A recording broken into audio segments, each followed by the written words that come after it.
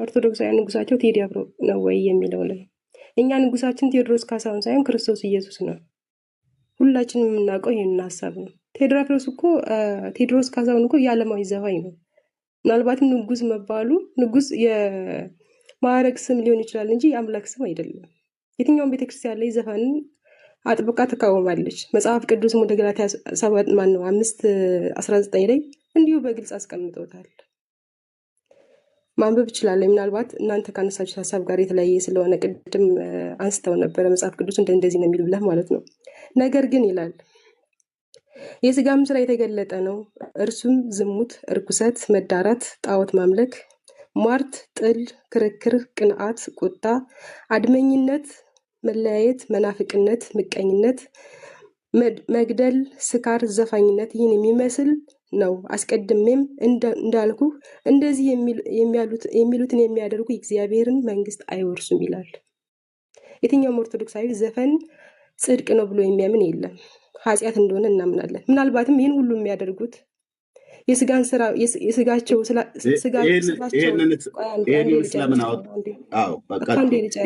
ይህንን ስለምን አወጣቸው ነው? አንቺ ብታወሪ ለምን አወጣቸው ነው ያልኩሽ።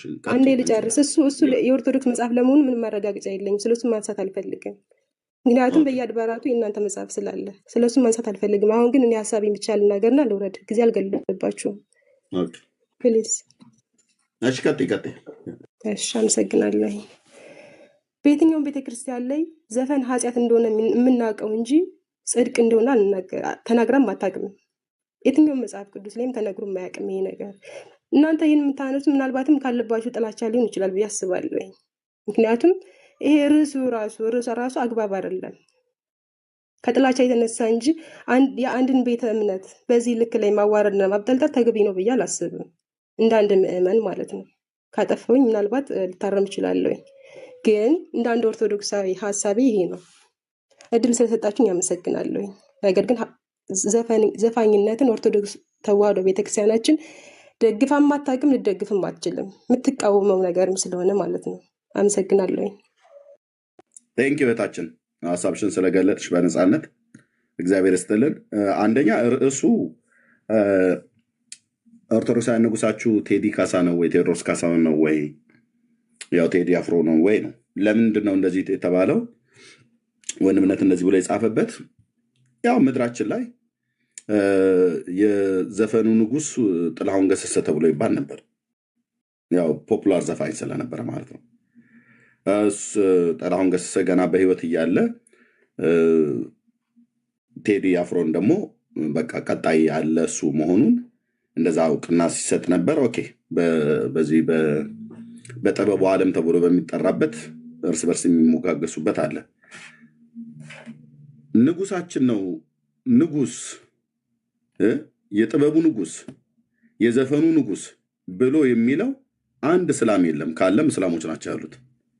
አንድ ጴንጤ የለም ካሉም እነዛ አንዳንድ ጴንጤዎች ናቸው ያሉት። ግን አብዛኛው ኦርቶዶክሳውያን ወገን ነው ቴዲ ካሳሁን ቴዎድሮስ ካሳሁንን ንጉስ ነው ብለው የሚሉት ማለት ነው። የሰዎቹ ፍላጎት እንጂ እኮ በኦርቶዶክስ አስተምሮ ላይ የተሰጠ ትምህርት አይደለም እኮ። አሁን የቤተክርስቲያኒቱ ላይ እመጣልሻለሁ። አንደኛ ንጉሳችን እያለ በየቦታው የሚያሞካሸው አብሮ የሚዘለው አብሮ የሚጨፍረው ማነው? አሁን ቴዲ አፍሮ ዘፈን ሲዘፍን መጥቶ እዛ አብሮ የሚውረገረገው ማን ነው? ሚሊኒየም አዳራሽ ሲገባ ሙስሊም ነው ፈልጊ፣ በብርሃን ላታገኝ ትችላለሽ። ጴንጤ ነው በብርሃን ፈልገሽ ላታገኝ ትችላለሽ። እዛ የለም። ሙስሊሙም ጴንጤው ማን ነው? ያ ሁሉ ሚሊኒየም አዳራሽ ስቴዲየም ሞልቶ መስቀል አደባባይን ሞልቶ በሙሉ ሲያብድ የሚውለው ማን ነው? ኦርቶዶክሳውያን ናቸው። ቤተክርስቲያን እነዚህ የሚያደርጉት ከስጋዊ ፍላጎታቸው የተነሳ እንጂ በቤተክርስቲያን አስተምሮ ዘንድ የተሰጠ ትምህርት አይደለም። እኔ በመረጃ እኔ እያልኩ ያለሁት ምንድን ነው፣ ሰዎቹ የራሳቸውን ፍላጎት ተከትለው የሆነ ቦታ ላይ ሊሄዱ ይችላሉ። ምናልባት ሙዚቃም ሊያወጡ ይችላሉ፣ ዘፋኝ ሊሆን ይችላሉ፣ ሊጨፍሩም ይችላሉ። ነገር ግን የቤተክርስቲያን አስተምሮ አይደለም ነው። መጽሐፍ ቅዱስ የማይደግፍም የቤተክርስቲያን አስተምሮ መሆኑን ይኸውልሽ የመሲሁ ልጅ ሶሪ የቤተክርስቲያን አስተምሮ ለመሆኑ ቤተክርስቲያን በዚህኛው 80 አሐዱ መጽሐፍ ቅዱስ ላይ እዚህ የምታዩ ማለት ነው በዚህኛው ላይ አንቺ ቅድም ያነበብሽውን ገላትያ መጽሐፍ ምዕራፍ 5 ላይ ያለውን የስጋ ስራ የተገለጠ ነው ብሎ ባለበት ክፍል ላይ ያለውን በሙሉ ጽፈዋለች። ዘፋኝነት ብሎ የሚለውን ሁሉ ጭምር አብራ ጽፈዋለች። በዚህኛው ላይ ግን ዘፋኝነት ብሎ የሚለውን አውጥታለች። ቤተክርስቲያኒቱ ዘፋኝነትን ስለምትደግፍ ነዋ ያወጣችው። ዘፋኝነትን ስለምትደግፍ ነው። በዚህኛው በ2000 ዓመተ ምህረት ትርጉም ላይ ይሄ እናንተ መጽሐፍ የኛ መጽሐፍ መሆኑ ምንም አላቅም ብላለች። እሷን አላወቃችሁ። እኛ ግን በመረጃ እያሳየን ነው። ይሄ መጽሐፍ ማንም ጴንጤ ክሌም አድርጎ እኔ ነኝ ያጻፍኩት ብሎ የሚል የለም።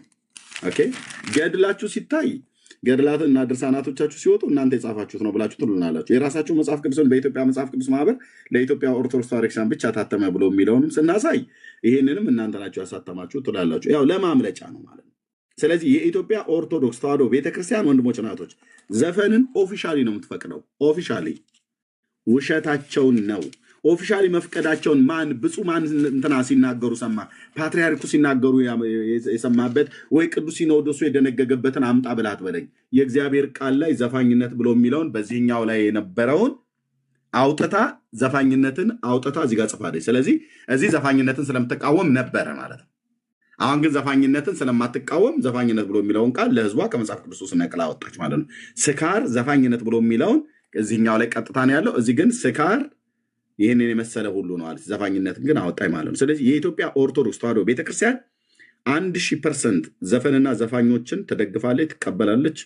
ካህናት ሁሉ ጭምር ጨፋሪዎች አይደሉ እንዴ? ደናሾች አይደሉ እንዴ? ላሳይ በቪዲዮ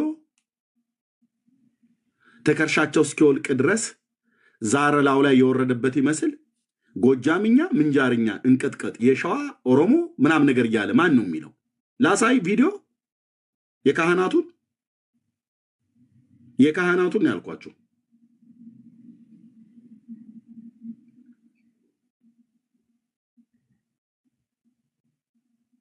ኦኬ።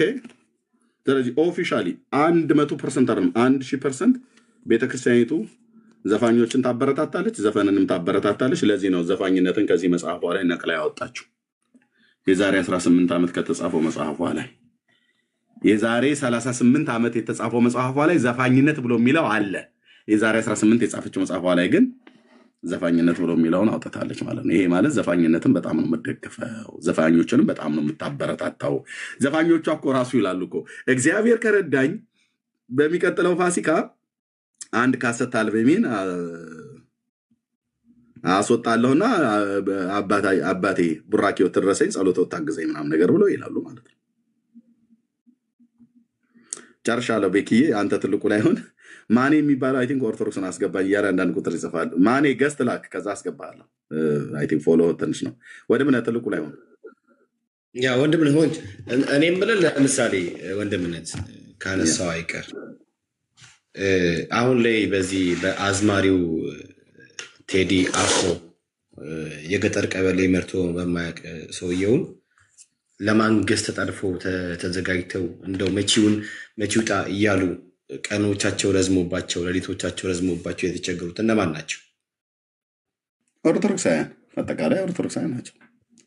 ስለዚህ አንድ ሙስሊም አንድ ጴንጤ ያታመጡ ካመጣችሁ እሱም እስልምናው የጠፋበት የዞረበት ሙስሊም ነው፣ ወይ ደግሞ ጴንጤነቱ የጠፋበት የጌታን መንገድ የጠፋበት የዞረበት ጴንጤ ነው ማለት ነው እንጂ ከዳር እስከ ዳር መቶ እስኪባል ድረስ ቴዲ አፍሮንም ሌሎችም ዘፋኙ ተከትሎ የሚጨፍረው ንጉሳችን እያለ ብሎ የሚለው የኦርቶዶክስ ሕዝብ ነው። ስለዚህ የሚጠብቁት ንጉሳቸውን ቴዲን እንጂ ጌታ ኢየሱስን አይደለም ማለት ነው። አስበ ከሆነ ለምሳሌ ወንድምነት በዚህ ባለፉት በጾም ወቅት እንደው ስለ ጌታ ስለ ኢየሱስ ክርስቶስ መምጣት በናፍቆት ተጠባብቀው እንደው ቢመጣልን ብለው ይመስላል።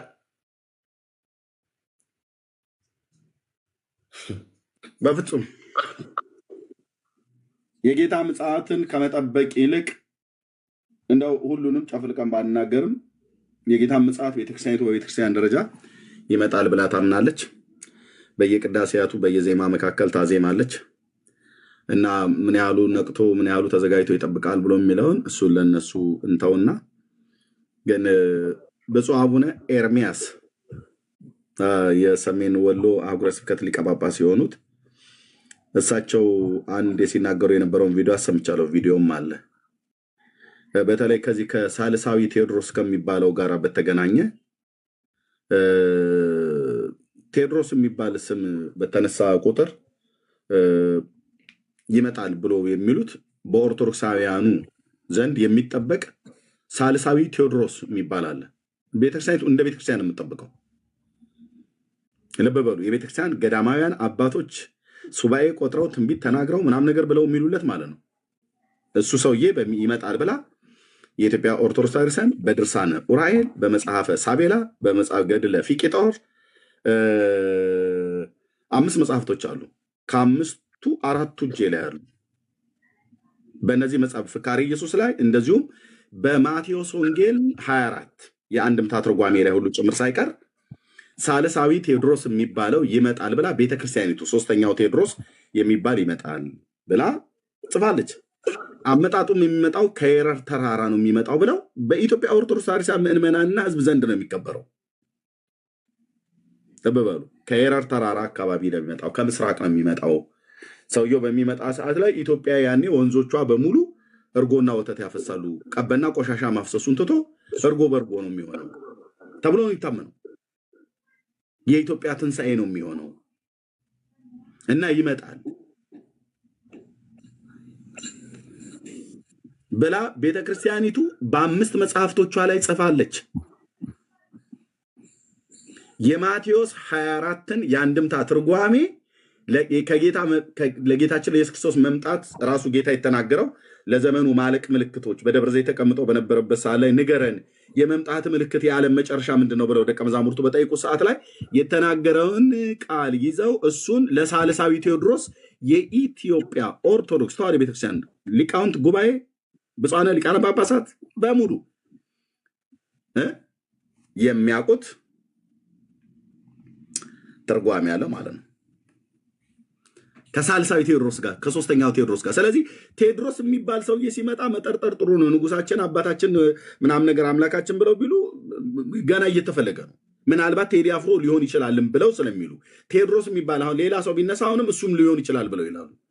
ልክ አይሁዳውያን መሲህ ይመጣል ብለው እንደሚጠባበቁ እስቲ ትችቱን ኤርሚ ትችቱን ጨርሼ ይሰጣል። የምን ትችት ብራዘር? በእኛ በመረጃ ላይ ነው የምናወራው። ትችት ትላለህ እንዴ? 5 መጽሐፍ ጠቅሼ እያወራሁልህ መጽሐፍቶቹን ካሜራ ዞራለሁኝ ከፍታለሁኝ ማለት ነው። እና ልክ አይሁዳውያን መሲህ ይመጣል ብለው እንደሚጠብቁት ሁሉ ኢትዮጵያ ኦርቶዶክስም ቴዎድሮስ ይመጣል ብላ ተጠብቃለች። ቴዎድሮስ ይመጣል ብላ ጠብቁም ብላ ወንጌሉን በአንድምታ ትርጓሜ ማቴዎስ 24ን እንደዚሁም ድርሳነ ኡራኤል፣ መጽሐፈ ሳቤላ፣ ገድለ ፊቂጦር እና ሌሎችም መጽሐፍቶች ላይ ሁሉ ጭምር ተጽፏል ማለት ነው። ወንድምነት ምናልባት ቴዲ ሊሆን ይችላል ብለው ነው ቴዲ አፍሮ ሊሆን ይችላል ብሎ በሚል ነው ንጉሳችን ምናምን ብለው ያሉት። መጠርጠር ጥሩ ነው፣ ያልጠረጠረ ተበነጠረ ተብሎ እንደሚባል ማለት ነውና እሺ ወንድማችን ትችት ብሎ ያለው እሱ ይናገርና እንቀጥላለን። መክብብ ግን ቅድም እያወራ ነበር። መክብብ ቆይ አንዴ መክብብ ኦርቶዶክሳዊ ነው። ቅድም እህታችን አስቀድሜ ነው። መክብብ ኤርምዬ አመሰግናለሁ አባቴ። እኔ ኦልሞስት መጨረሻ ላይ መናገር ፈልገው ቤካንም ነው።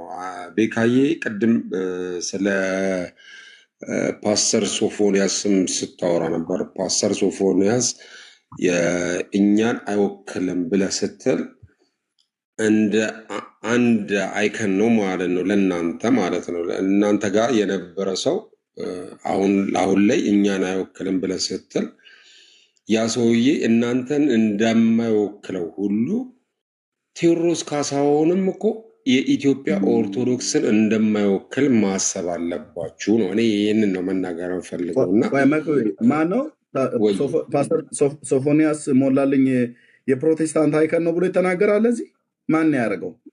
ቅድም አልነበርክም እንትን ከስናወራ ቀድም ቤካ አይወክልም ነው እኮ ያለው።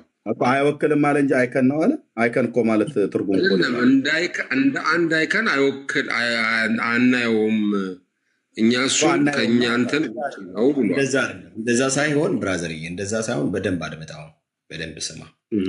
ሶፎንያስ ማለት አቴንሽን ሲከር በሆነ አጋጣሚ ስለሱ ስም እንዲነሳለት የሚፈልግ ሰው ነው።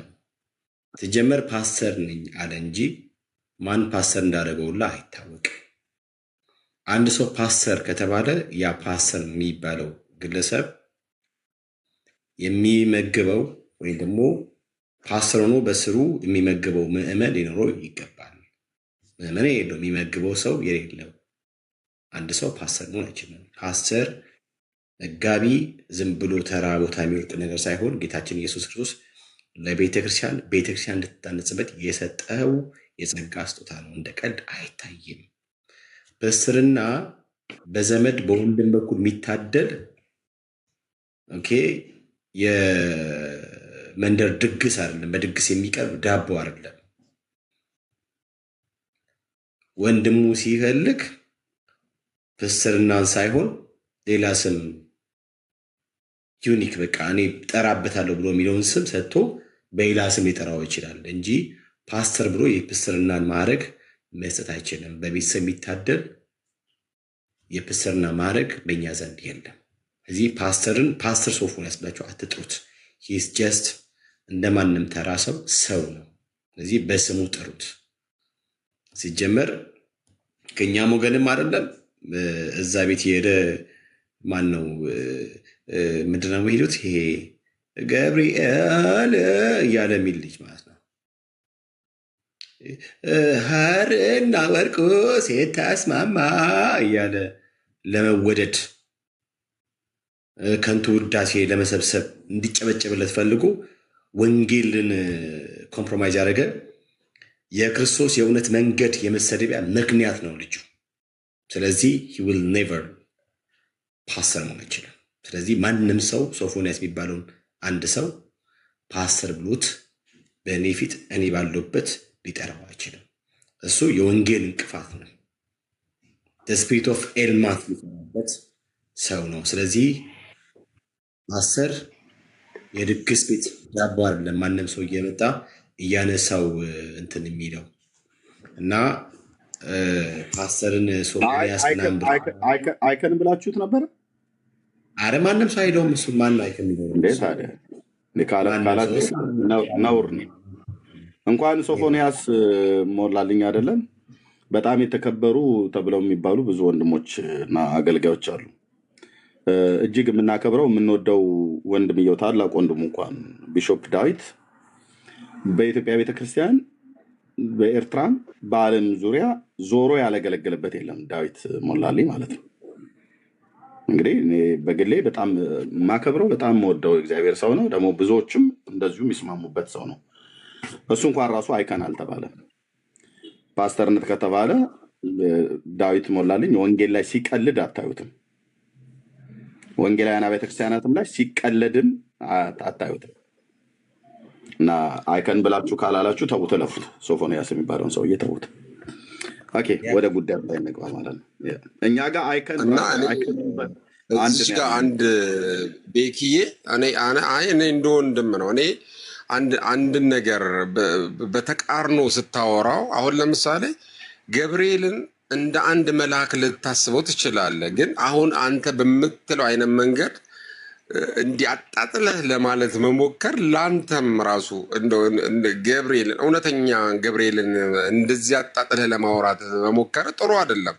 ገብርኤል ምናምን ተብሎ ከምትለው ይልቅ ኦልሞስት እንደዚህ ያለ እንዲህ ያለ ብትል ኖ እኔ እንደ ወንድምም ነው የምነግርህ። እንዲህ ግን ነገሮችን እያጣጣልክ ባወራህ ቁጥር አንደኛ የምታምነው እምነት መቶዬ ወደ ዋናው ሀሳብና ገብርኤልን ቤካ አይደለም፣ ኤርሚያስ አይደለም፣ መክብብ አይደለም፣ እዚህ ያለን ሰዎች አይደለም፣ ማንም ሊያጣጥለው የሚችል የለም። ምክንያቱም ቅዱስ የሆነ እኮ ብርሃን አሁን እየሰማህ አይደለም። ለመልስልህ ሳይገባህ ነው ቤካን ወንድምነትን የምትቃወመው። ወንድምነት ገብርኤልን አይደለም ያጣጣለው። ቅዱስ ገብርኤልን ምን ይሁን ብሎ ያጣጥለዋል? የቆሎ ባልንጀራው አይደል? ምንም ነገር አላረገው። እሱ አዝማሪ ቤት አልተገኘም፣ ሊገኝም አይችልም። የእግዚአብሔር ቅዱስ መልአክ ነው። ታዲያ ያጣጣለው ምንድነው? ያው ሐርና ወርቁን እያስማማኝ ስትፈትል ብሎ የሚል በእናንተ በኦርቶዶክስ ቤተክርስቲያን ቆንጅዬ ተረት አለ። የተረት ቆንጅዬ ካለው ማለት ነው። እና ገብርኤል መጥቶ እዛ ሲያበስራት ሐርና ወርቁን እያስማማች ስትፈትል ብላችሁ የምትሉት ተረት አለ እና ያንን ዝማሬ ብሎ የዘመረ ሰውዬ መዝሙሩ ትክክል አይደለም። ገብርኤል መጥቶ በአበሰራ ሰዓት ላይ በቤተ መቅደስ ሐርና ወርቁን እያስማማች ስትፈትል ብሎ የሚል በመዝሙር ብላችሁ የምትዘምሩት አለ። ሲጀምር ሐርና ወርቅ አይስማማም። ማርያም እንደዛ አይነት ፈታይም አልነበረችም። በቤተ መቅደስ ውስጥ ግን ስትፈትል ነው ያገኛት ብላችሁ የምትሉት በቤተክርስቲያኒቱ ኦፊሻል የተጻፈ መጽሐፍና ትምህርት ስላለ እሱኛውን ነው እየተቃወመው። ቅዱስ ገብርኤል ምን ብሎ ነው የሚቃወመው? ወንድምነት በፍጹም እኛ ለመላእክት ክብር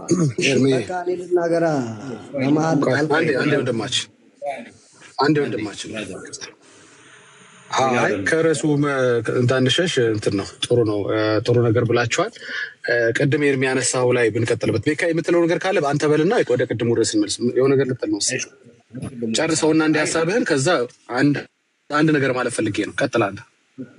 ትቀጥላለህ። እሺ ዳግሻዬ ምንድነው አሁን ያልከው? ለምሳሌ እኔ ያልኩትን ገብርኤል እኔ አላውቀውም። እሱን ገብርኤል ባይ ዘ ዌይ የእናንተን ገብርኤል አላውቀውም። የሚዘመርለት የሚመለክ ቀን እየተቆረጠ በቀን እየተወሰኑለት የነገሰ ታቦት ተቀርጾለት ሶስት የተሽከረከረ እየተሰገደ የሚመለክ ገብርኤል አላውቅም። እሱም መልአክ አላውቅም። የሚመለክ መልአክ ቅዱስ መልአክ ሳይሆን እርኩስ መልአክ ነው። ሊመለክ የሚገባው አንድ አምላክ እግዚአብሔር ብቻ ነው።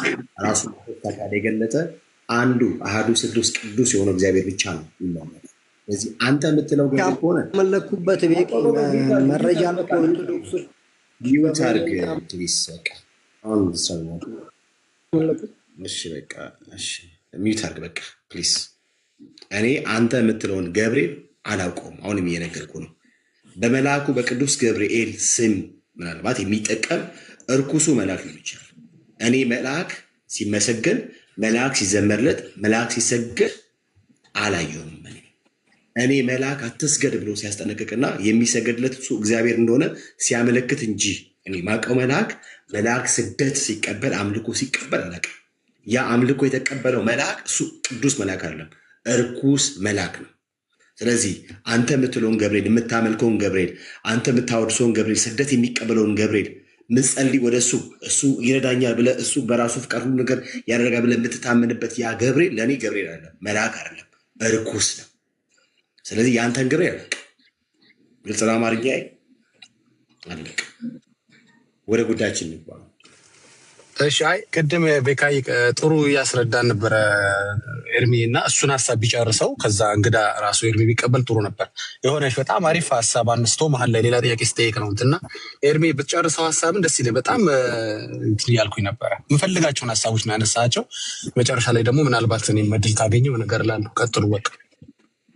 በጣም ስለ ሳልሳ ያነሳው ነገር ወንድምነት የትኛው የምሳሌ ነው ወንድምነት እያለ ያለ ምሳሌ ዳጊ ምሳሌ ላይም በኋላ ላይም ከዘፈኑ ጋር ወንድማችን ይኸው ከኤርሚ ጋር ትቀጥላለህ እኮ አለ። ለአንተ እኮ ነው። እሺ ቀጥሉ፣ ከኤርሚ ቀጥሉ በቃ። እሺ ናታን ይዘም ኦኬ ቀጥል።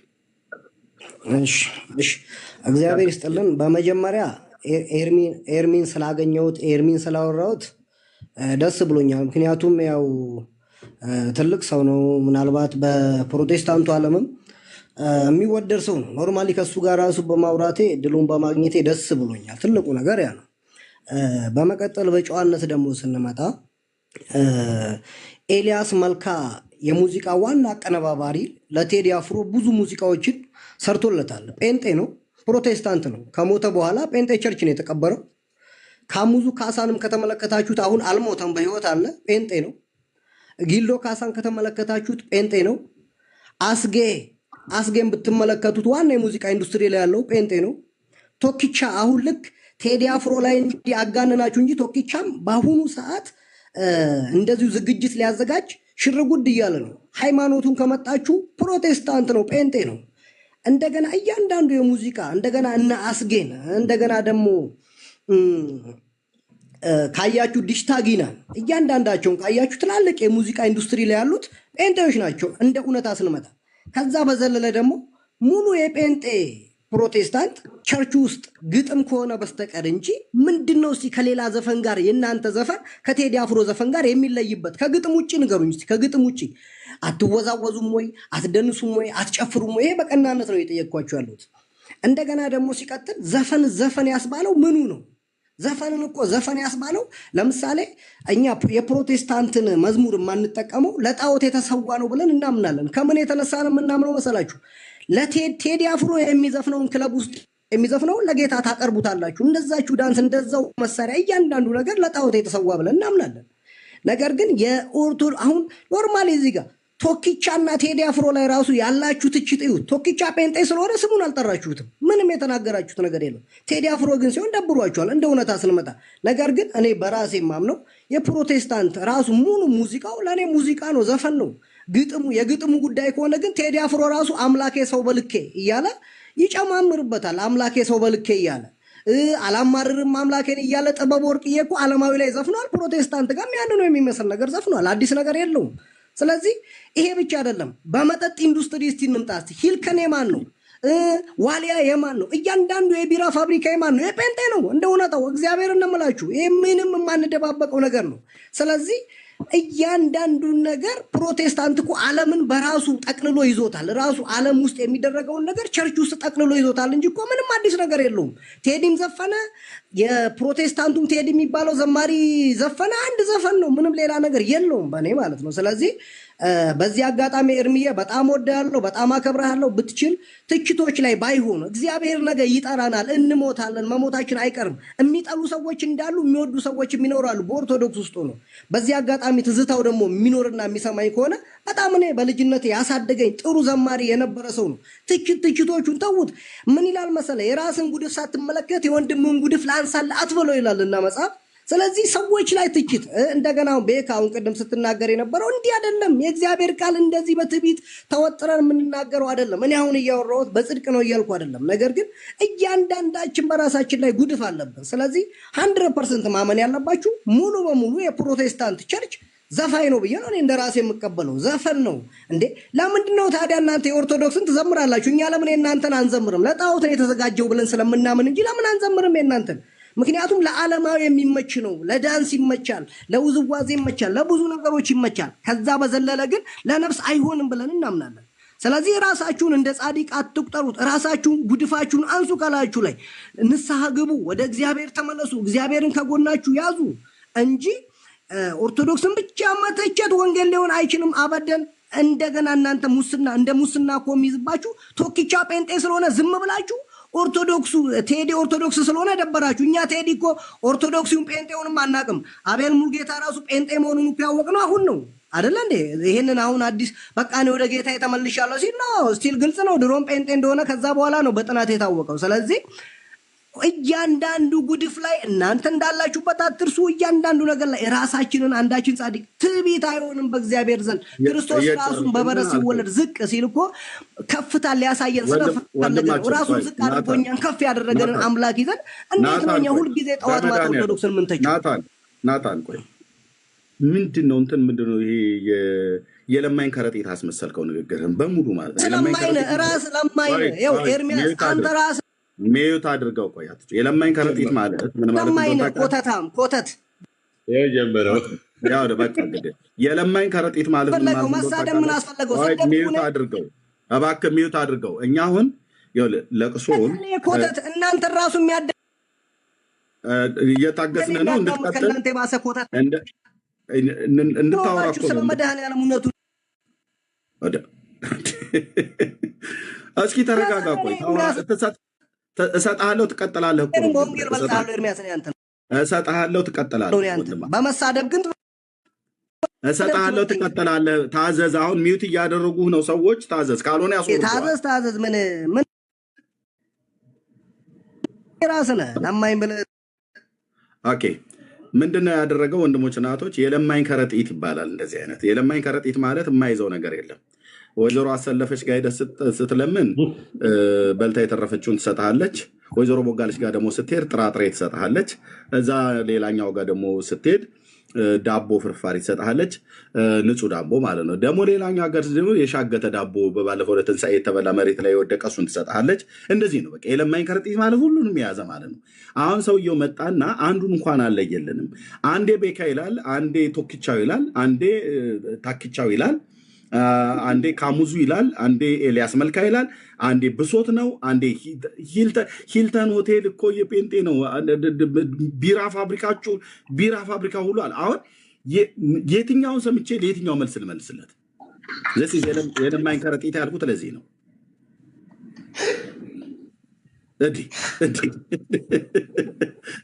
ሂልተን ሆቴል የኢትዮጵያ የጴንጤ ነው ብሎን ቁጭ አላለ። ማነው የሂልተን ሆቴል ባለቤት? የሻላ ሙዲን ለምን ተውከው? ወንድም አለም ሸራተንን ለምን ለሌላ ተውከው? ለእኛ ብታረገው በነካጅህ ኤርሚዬ ሄኒከን ቢራን የጴንጤ ነው ማለት ያለው ግን ኖርማሊ አለመረጃ ማውራት ሳይሆን በመረጃ ቢያወራት ጥሩ ነበረ። ሄኒከን የጴንጤ ነው አለ። ምንም መረጃ የምናውቀው እኔ የማውቀው ነገር ስለሌለ ዝም ብዬ ነው የምሰማው።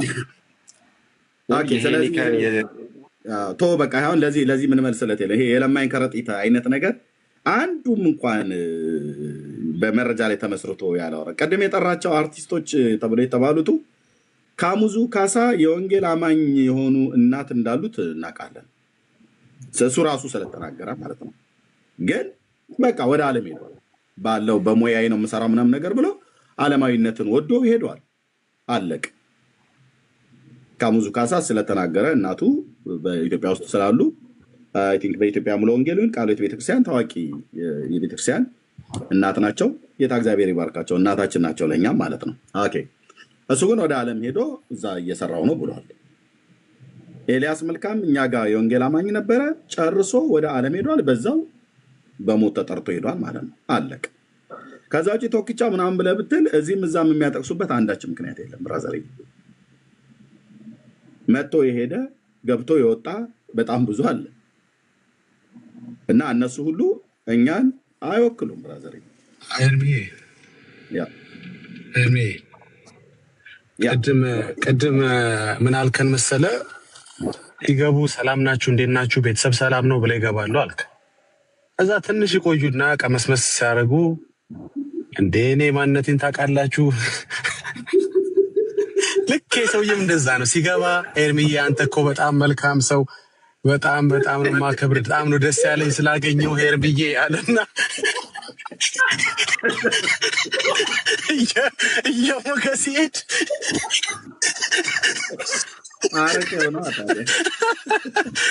እየሞከ ሲሄድ አገባቡና ኧረ ዛሬ ኩድዶ ቀጥሉ ያልቻልኩ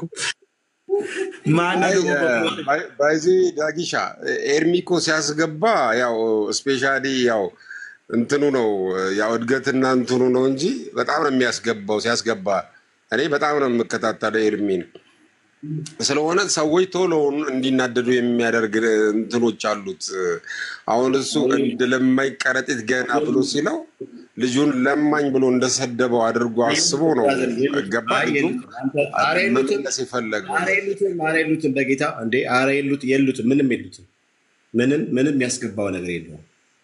ምንም የሉትም ብራዘር አንዴ ኤርሚን እኔ በደንብ ነው የማውቀው። ሰዎችን ወዲያው ነው የሚያስደነግጠው ንግግሩ። አታውቀውም አውቀዋለሁ ብለህ ለማለት ነው። አታውቀውም በቃ አታውቀውም አለ እንዴ ምንድን ነው? ኧረ በደንብ ነው የማውቀው አባቴ ስለሆነ ለዛ ነው ንግግሩ። ያም ልጅ በዚህ ቶን ሄዶ ነው የተናገረው። ለዛ ነው ወደ ጉዳይ እሱ በተረጎመው እኔ እሱን ለማኝ አላልኩትም። የለማኝ ከረጢት ማለት እኔ ቆሎ ተማሪ ስለነበርኩኝ አቁፋዳ ይዘን ስለምንዞር በዛ በለመኑ አቁፋዳ ውስጥ ነው የትኛውንም ጥራጥሬውንም የበሰለውንም ያልበሰለውንም ወጣወጡንም ደረቀውንም የሚሰጡን ማለት ነው። ሁሉንም በዛ ነው የምንይዘው። ኦኬ ሁሉንም በዛ ነው የምንይዘው። ከዛ አምጥተን በምናደርቅ ሳለ ማለት ነው። የቆሎ ተማሪ ደግሞ መሆኑ በዚህ ደግሞ ጠቀመኝ። ምክንያቱም በእንተ ስማ ለማርያም እያልኩኝ በቆሎ ትምህርት ቤት አቁፋዳይን ተሸክሜ እየዞርኩኝ ስበላ ስለነበር ማለት ነው። እና የለማኝ ከረጢት የሚባለው አይነት ልክ የቆሎ ተማሪዎች አይነት አቁፋዳ ማለት ነው። እኔ ተሸክሜው ዞሮ የነበረ አቁፋዳ ማለት ነው ነበበሉ። ስለዚህ እሱን ለመስደብ ብዬ አይደለም ያን ያልኩት። እሱ ግን ስድብ ነው የመሰለው አይደለም። የለማኝ ከረጢት ማለት ሁሉንም የያዘ ነውና አሁን መጣና ቶኪቻው ካሙዙ ካሳ እንትና ጥላሁን ገሰሰ ሂልተን ሃኒከን ምናምን በቃ በሙሉ የትኛውን መልስለት ደርዝ ባለው ነገር ለምሳሌ እናንተ እንደዚህ ብሎ ቢላል ቀደም የጠቃቀሳቸውን ሰዎች ግለሰቦችን ጠቅሶ የእናንተ ናቸው ብሎ ቢላል መልሱን መልስለት ነበር ቀደም እንደመለስንለት ማለት ነው። እና እንትን ውቅን ጥቁጡ የወጣ አይነት ነገር እንደዚህ አይነት ጥያቄ የትኛውን መልስለት ነው። እና ዳግዬ ግን በጣም ታዝበሃል እንዴ? ምን ስለ ኤርሚ ወደዚህ ርዕስ ያመጣን ምንድን ነው? ቤተክርስቲያኒቷ ድንጋይ ትታ ምስር መልቀሟ ነው። እንግዲህ አሁን ችግር የፈጠረብን አይተ እንደሆነ ምስር እንዳለ እግዚአብሔርን ቃል መርጣ አውጥታ ነው ለህዝቡ ድንጋይ ያስቀመጠችለት። እና እንትኑ ችግሩ ያለው እዛ ጋር ነው። እኛ ጋር ይሄ ምንድን ነው በአማርኛ አንዴ ቆይ ቤታየን እንዴ ሽቀጥል ወፍራም መረጃ ቴዲ አንተ የዜማ ሌባ ነው ያሳይ ተላከልኝ ቆይ እችን ልበላት አንድ ስራ ላይ ስላለው ምን መሰለ አሁን ምንድነው ፖይንቱ እኛ እዚህ የምንኖርበት እንትን ላይ አሶሲዬሽን የሚባላል አሶሲዬሽን ምንድነው እንደ አገር ቤት እድር ነው ስራው ምን መሰላችሁ አሶሲዬሽን የሌለበት ሰፈርም ቤት ገዝታችሁ መግባት ትችላላችሁ አሶሲዬሽን ያለበት ሰፈር መግባት አበሻ የማይወደው ለምንድነው ካልክ ቆሻሻን አላስገባህም ብሎ መቶ ትኬት ይሰጣል እንትን አበባህን አልከረከምክም ብሎ እድሩ እየመጣ ትኬት ይሰጣል ስለዚህ በተቻለ መጠን አሶሲዬሽን ፊ የሌለው ሰፈር ቢገባ ነው አበሻ የሚፈልገው ዝም ብሎ ቆሻሻውንም ዝርክርክ ብሎ አትክልቱንም ሳሩንም ሳያጨድ ምናምን የሚኖርበት ሰፈር ማለት ነው ምን ላላችሁ እኔን ምሳሌ ያመጣሁት መሰላችሁ እውነት ለመናገር ለስጋዊ ሰው ከወንጌል አማኞች ኦርቶዶክስ ትሻላለች አትኮንንህም ገባህ አይደል እየመጣች ቆሻሻን አዝርግርካል አስገባ ሳርን አላጨድክም ህይወትን እንትን አላልካ አትልም በሰላም ትኖራለህ ገባህ ዘፋኝነትን በዚህ ሁኔታ በመጠጥን ተከራክራ አሳያቸዋለሁ ክርክሩ ቪዲዮ ከፈለጋችሁም ሐሳቡን እንሄድበታለን ተከራክራ ማለት ነው እንትን ካላልክ ዋናው ነገር ሁለት ከጠጣ ችግር ይብላ ነፃነትን የምታውጅልን ትንጭ ወንጌል አማኝ ስትሆን ደግሞ አሶሲዬሽን አለ ትታያለህ ትመዘናለህ ትገሰጻለህ ትታገዳለህ ይቅርታ ትጠይቃለህ ንስሐ ትገባለህ ትመለሳለህ ህይወትን ትቀጥላለህ እንደዚህ ነው ስለዚህ ከዚህኛው የሚሻልህ ስጋዊ ከሆንክ ለፍጥረታዊ ሰው የሚመች ቤተ እምነት የት ነው ኦርቶዶክስ መሆን ነው ነቅላ ታወጣለች ምስሩ ነው የምትነቅለው ድንጋዩን አይደለም የምትነቅለው ገብቷችኋል ከህዝቡ ህይወት ላይ ድንጋዩን መንቀልትታ ቃሉን የከበረውን ቃል ነቅላ ታወጣለች በመረጃ እያሳየን ነው ዘፋኝነት ነቅላ ወጣች ገላገለች ከዚህ በላይ ምን ታርግልህ እንግዲህ ይኸው ዝፈን ብላ ለቀቀች መጠጣ እንፈልገው ጠጣ ችግር የለውም ስከር ነው እንጂ እንዴ ዝሙቱም ቢሆን ባይደውይ ስካርም እግዚአብሔር ቃል በቃል የሚናገረው በማየት ነው ወደ ሴትም የተመለከተም ወደ መጠጥም የተመለከተ ነው የሚዘሙተውም የሚጠጣው በማየት ነው እሷ ግን እሱን አልፋ እንትን 2-3 ስጠጣ ለምንድን ነው ምልህ ይሄንን ሁላ ነቅላ ያወጣችው ለምንድን ነው ፊት ያረጋል ስጋዊ ሰውን ፊት የሚያረግ መገሰጽ መከር ንስሐ መግባት የሚፈልግ ሰው የለም ሰው ልቅ ሆኖ መኖር የሚችልበትን ፕላትፎርም ያመቻቸችለት እንግዲህ ይሄው በመረጃ ቤተ እምነቷን ለመሳደብ አይደለም በመረጃ ኦርቶዶክስ ነች አውጥታላለች ሳትኮነን መኖር ትችላለህ ሳትኮነን ማንንም ሰው ለምን ዘፈንክ ሳይልህ ለምን ጠጣ ሳይልህ ትችላለህ እኛ ጋር ግን አትችልም ዝም ብለህ የፈለከውን ሴት ጋር መተኛት አትችልም የፈለከውን ትዳር ማፍረስ አትችልም የፈለከውን የልብህን ነገር ማድረግ አትችልም ላደረካት ነገር ሁሉ ዋጋ ትከፍላታለህ ለእያንዳንዷ ነገር ንስሐ ትገባታለህ ከዛ በኋላ ነው ተመልሰ መቆም የምትችለው ስለዚህ ይሄንን ማንም አይፈልገውም ገባ የተከታተለ ቆሻሻን አንሳ የሚለው አሶሲዬሽን ማንም አይፈልግም ልቅነትን የሚፈቅድለት ነው የሚፈልገው አይፈልግም ጴንጤ ከሆንክ አይለቅህም እየተከታተለ ንስሐ ግባ ይላል እንደዚህ ተግማምተ መቀጠል አትችልም ይላል ይሄ ማን ይፈልጋል መግማት ነው የሚፈልገው ሳሩን ማጨድ አይፈልግም ህይወቱን መከርከም አይፈልግም ዳትሴት እንግዲህ ንገሩኝ ባይ ከሆናችሁ ይሄ ነው እንግዲህ በመረጃ ማለት ነው ስለዚህ እኔ አንተን ብሆን እኔ እንዳንተ ኦርቶዶክሳዊ ብሆን ለምን ምን ሲሆን መጀመሪያ ዘፋኝነት የሚለውን ቃል አወጣሽው ከፈለግሽ አይ ዘፋኝነት እኮ ሲል ምንድነው በዚህ ሐሳቦች ላይ ከተዘፈነ ምናምን ብለሽ ብትከራከሪ እንደው ለወሬውም ያስኬድ ነበር እሱም ትክክል ነው ማለት አይደለም በምንም መንገድ እኛ ዘፋኝነትን አናጸድቅም የዘፋኝነት ችግሩ ሶርሱ ነው ቀደምም ተናግሬያለሁ ምንጩ ነው ስለ ሀገር እኮ ነው ምን ክፋት አለው ብትለኝ ምንጩ እኮ ነው የሰጠሁትን ምሳሌ ልድገምላችሁ አንድ ሰው ፋብሪካ ከፍቶ ሰው እኮ ይቀጠርበታል ብዙ እኮ ይሰራበታል የሥራ ዕድል እኮ ፈጥሬያለሁ ምናምን ቢለኝ እንደ መንግስት መጠይቀው ገንዘቡን ከየት አመጣኸው ምንጩ ጥሩ እኮ ነው ለብዙዎች የስራ ዕድል መፍጠር ጥሩ ነው። ስለ ሀገር፣ ስለ ፍቅር፣ ስለ ሰላም ምናምን ማለት ጥሩ ነው። ምንጩ ግን ከየት ነው? አየህ፣ ዳትስ ዘ ቲንግ። ተንበርክኮ ያመጣ መዝሙርን የለም ወይ ጌታ ቀብሎኝ ነው የሚል የለም። ሁሉም ባለው ለእግዚአብሔር መንግስት ሊውል በነበረ ክህሎት ተቀይሮ ተገልብጦ ነው ለዓለም የሆነው ነገር ሁሉ። ስለዚህ ምንጭ ችግር አለው ነው እያልን ያለው። ስለፈለገው ዘምር። በመጀመሪያ ዓለም ሰላም የላትም ማለት ኮምፕሊትሊ ክርስቶስ የሚሰጠው አይነት ሰላም የላትም። ዝም ብሎ ሰላም ትሰጣለች፣ ጊዜያዊ ደስታ ትሰጣለች። ግን እኔ የምሰጣችሁን አይነት ሰላም ዓለም አይሰጣችሁም ብሏል ኢየሱስ። አይሰጥም። ጊዜያዊ ደስታ፣ ጊዜያዊ ሰላም፣ አሁን ልክ ነህ። እኛ የምናወራው ግን ዘመንን ሁሉ ሳትጸጸት የምትኖርበት፣ ዘመንን ሁሉ አንገትን ሳትደፋ የምትኖርበት፣ ሳትሰጋ የምትኖርበትን ሰላም ነው ያለ። ከክርስቶስ የሚገኘውን ሰላም ነው የምልህ። እሱ ደግሞ ዘፈን ውስጥ የለም፣ መዝሙር ውስጥ ነው ያለው። አንተ የምትፈልገው የሆድህን ብሶት የሚያወራልህ ዘፈን ነው። ገባህ? በመንግስት በግለሰቦች በዘረኞች በምናምን የደረሰብን የሚያቀነቅንልህ ነው የምትፈልገው። መዝሙር ደግሞ መጀመሪያም እንዳታለቅስ፣ ካለቀስክ ደግሞ እንድትጽናና ነው የሚያደርገህ መዝሙር። አየህ አይደል? አንተ ግን የምትፈልገው ብሶትን፣ ብሶት አናወራም። ብሶትን የሚያጠፋ እንባን የሚያብስ ሜሴጅ ነው በመዝሙር ውስጥ እንትን የምንለው። አይ አንተ መቃወም ነው የምትፈልገው፣ አንተ ጠላት መሆን ነው የምትፈልገው። ይሄ ግን ወዳጅ ያደርግሃል። መዝሙር ስትዘምር ወዳጅ ነው የሚያደርግህ፣ አፍቃሪ ነው የሚያደርግህ፣ ሩህሩህ ነው የሚያደርግህ። ማለት በሐሰት ትምህርትና በሐሰት ልምምድ ላይ ጨካኝ ነው የሚያደርግህ። በጣም ክፉ ነን እኛ። በሐሰት ልምምድ ላይ ሂዱና ፖስቶችን ተመልከቱ ፌስቡክ ላይ። በጣም ክፉ ነኝ በዘፋኝነት ላይ፣ በሐሰት ንግግር ላይ፣ በሐሰት ልምምድ ላይ በጣም አራራም። ለሰዎች ግን እራራለሁ፣ ለግለሰቦች እራራለሁ፣ ለትምህርት ግን አራራም። በጣም ነው ማንቋሸሻው ትምህርትህን፣ ልምምድን በጣም ነው ማንቋሸሽ። ዘፋኝነትን እንደኔ በምድር ላይ የሚያንቋሸሽ እንዲኖር አልፈልግም። በጣም ነው ማንቋሸሻው። ዳጌ ትንሽ ግን እንትን አልልም፣ ሚዛና ያለውልልህ። ስለዚህ ኤርሚ ቅድም ሲነግረን የነበረው ሐሳብ ምንድነው? መጀመሪያ ስትመለከት ነው ነገር የተበላሸው። አትመልከት። ምሳሌ 23ን ከፍ ብለህ መዝሙረ ያሬድ እንዴት እንዳስረዳው አይቻለሁ። አየህ፣ ለሚያበዙ ምናምን መብዛት ምን ማለት ነው? ለሚዘገዩ መዘግየት። ምን መዘግየት? ስንት 5 ደቂቃ መጠጣት ብቻ ይፈቀዳል እያልክ ነው?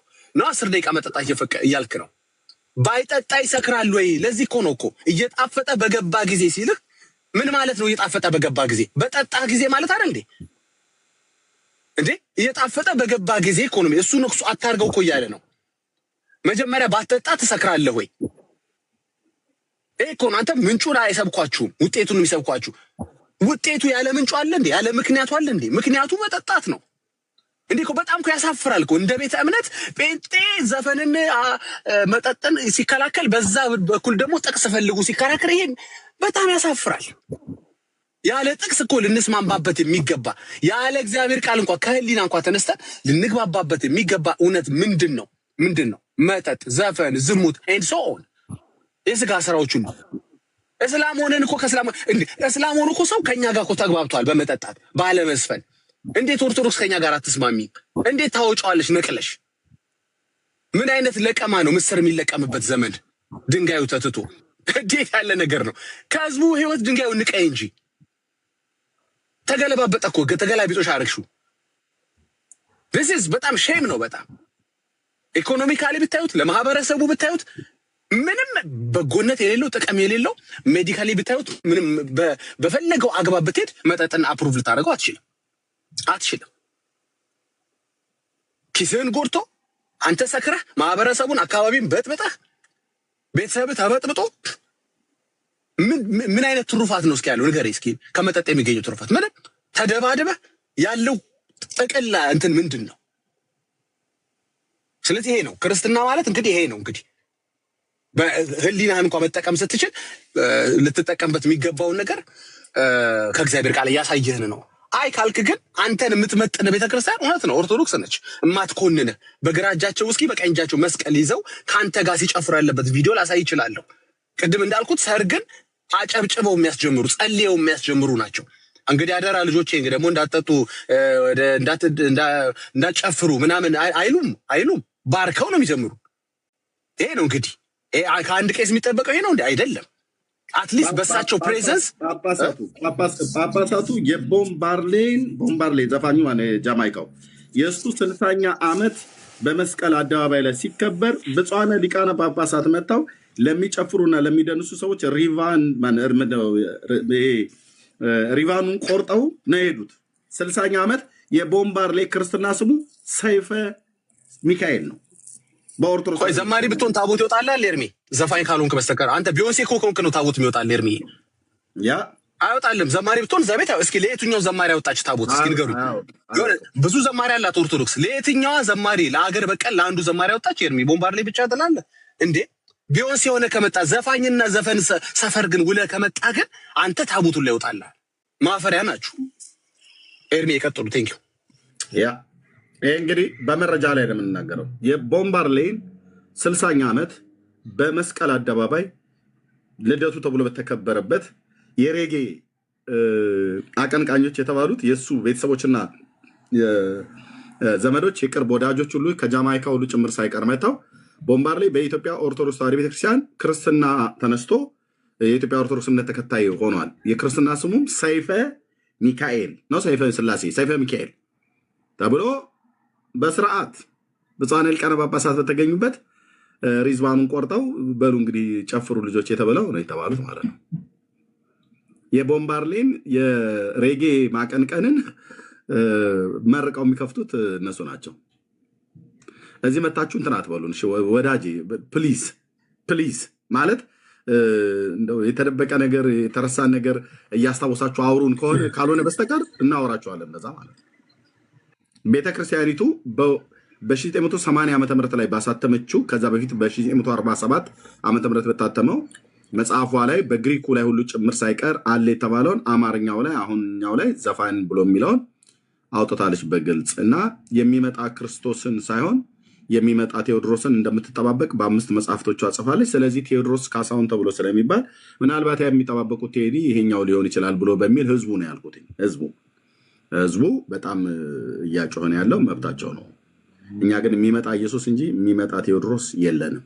ቴንክ ለእንግዶች እንስጣ። ሰለሞን የሚባለው ሰው መረጃ ላሳይ። መጀመሪያ ለእንግዶች ለመስጠት መረጃ ላሳይ። ለምሳሌ አለ ጨረስክ ወይስ? አዎ ለምሳሌ እሺ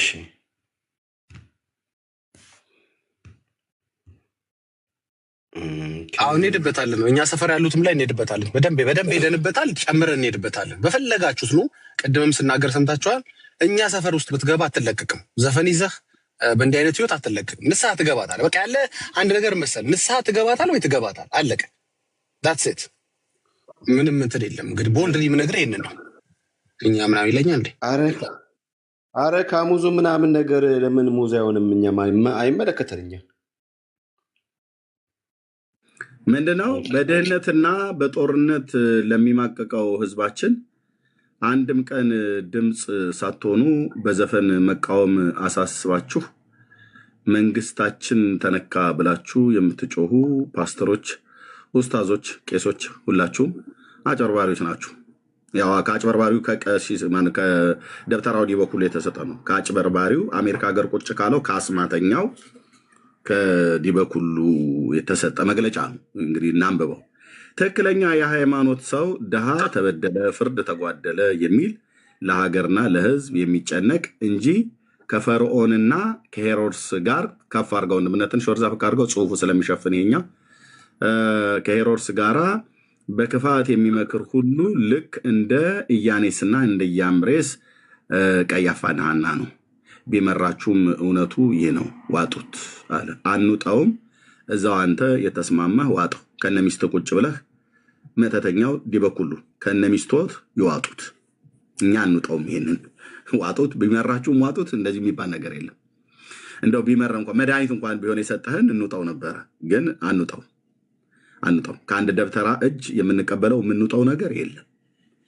ከአንድ መተተኛ፣ አስማተኛ፣ ጠንቋይ እጅ የምንውጣው የለም። እንደው ካህናት እንኳን ከተባሉ ከሌሎች የካህናት ኦርቶዶክሳውያን አባቶች ቢናገሩ ጥሩ ነው። ባይዘው ዝም ብዬ አይደለም፣ ስሙን ለማጠልሸት አይደለም።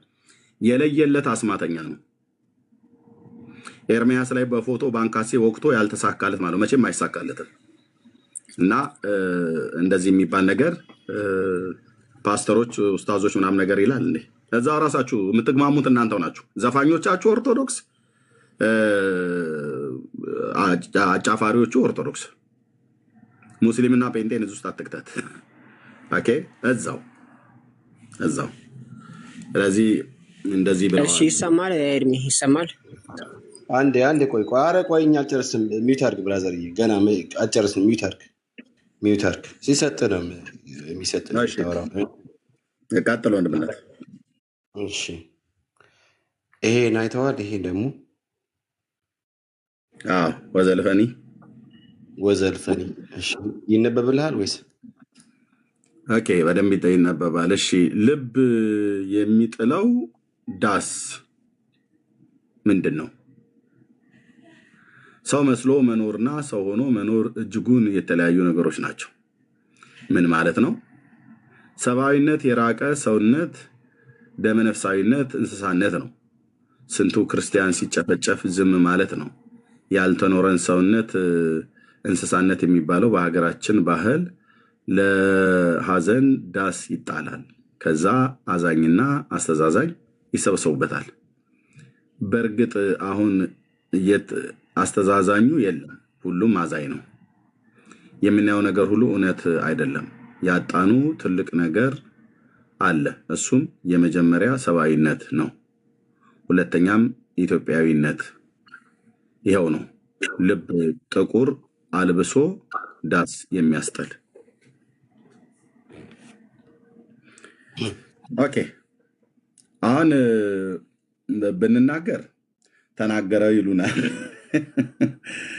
ምንድነው አሁን ይሄ ሁሉ ሩጫ? ይኸውላችሁ ልብ በሉ፣ እውነቱን ስነግራችሁ ማለት ነው። ላመንኩበት እውነት እኔ ወደኋላ ከመናገር ምንም የሚከለክለኝ ነገር የለም። ይሄ ሁሉ ሩጫ ለምንድን ነው? አሁን ደስታ ጣለ፣ ኢትዮጵያዊነት ተጣለ ምናምን ነገር ብለው የሚሉት ከራሱ ከዚህ ከዘፋኙ ሰውዬ ጀምሮ ኢትዮጵያዊነትን ማን የጣለው? እንደ አንድ ኢትዮጵያዊ ይመለከተናል አይደል? ኢትዮጵያዊነትን ማን የጣለው? ማን ነው ሲያስጣለው?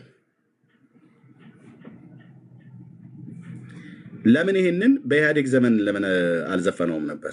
ኢትዮጵያዊነት መጣል ከተጀመረ ለምን በደርግ ዘመንም ከነበረ ማለት ነው።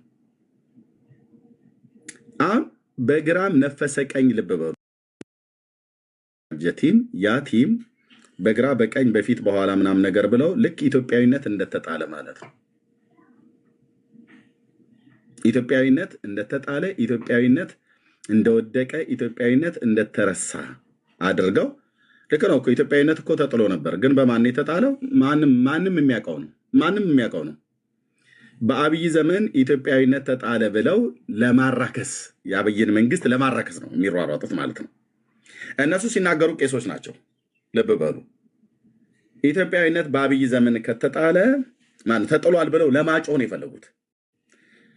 እውነት ለመናገር ኢትዮጵያዊነትን ለመጣል፣ ኢትዮጵያዊነትን ገደል ለመክተት በግራና በቀኝ በፊት በኋላ እየሆኑ ሲያላዝኑ የአማራ ፖለቲከኞች፣ ብሔርተኞች፣ የትግራይ ብሔርተኞች፣ የኦሮሞ ብሔርተኞች፣ የጉራጌ፣ የሲዳማ ብሔርተኞች በግራ በቀኝ ሲወጥሩ ሲለጥጡ ሊበጣጥሷት ሲፈልጉ አትችሉም ብሎ ከቤተ መንግስት ወጥቶ ጦርነት አፄ ሚኒሊክ እንኳን እንደዚህ አላደረጉም። እውነቱን ስነግር ማለት ነው።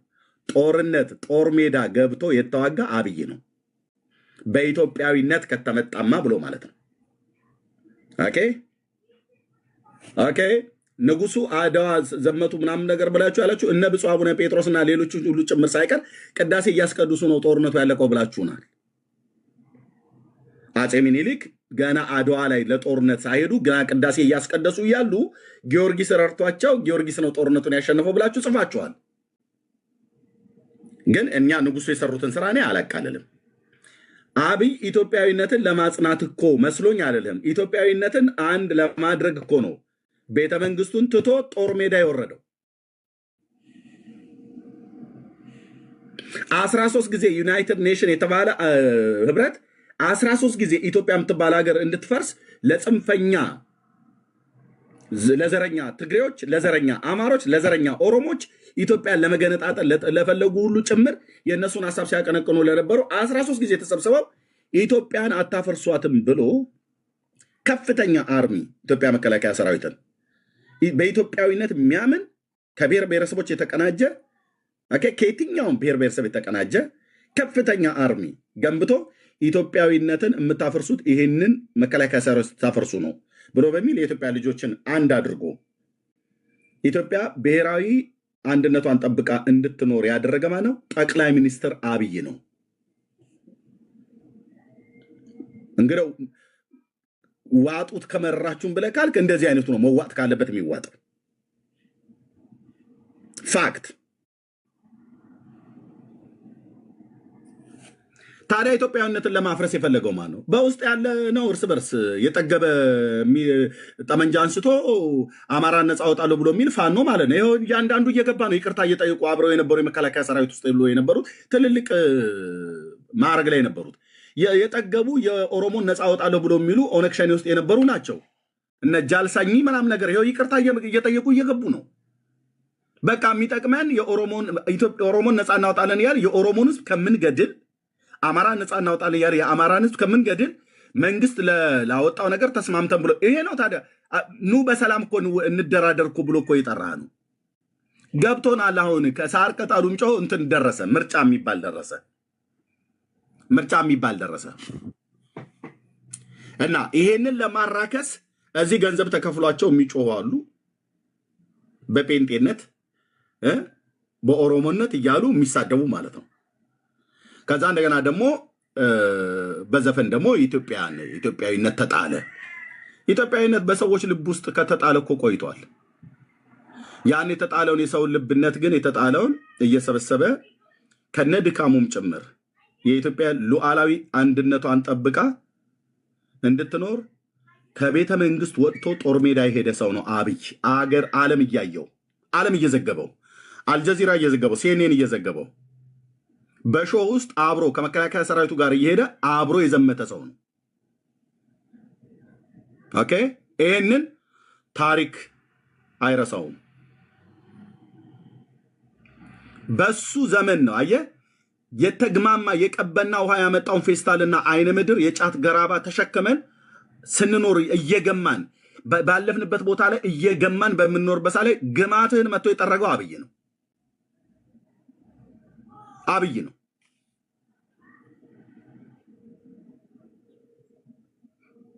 ማናችሁም ይሄን እንድናታረጉም ኦኬ። ይሄን እንድናገር ደግሞ መንፈሳዊነት አይከለክለኝም። እንዳንድ ኢትዮጵያዊ እንዳንድ ትውልደ ኢትዮጵያዊ ማለት ነው።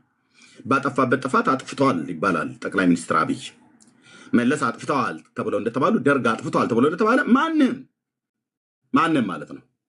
አዲስ አበባ እንድትመስል የሆነችው አሁን የያዘችውን በጥቂቱም ቢሆን ለታይታ እያሳየን ለታይታ አልኩኝ ለሰርቶ ማሳያነት እያሳየን ያለውን መልክ ያየኑ በዚህ ነው።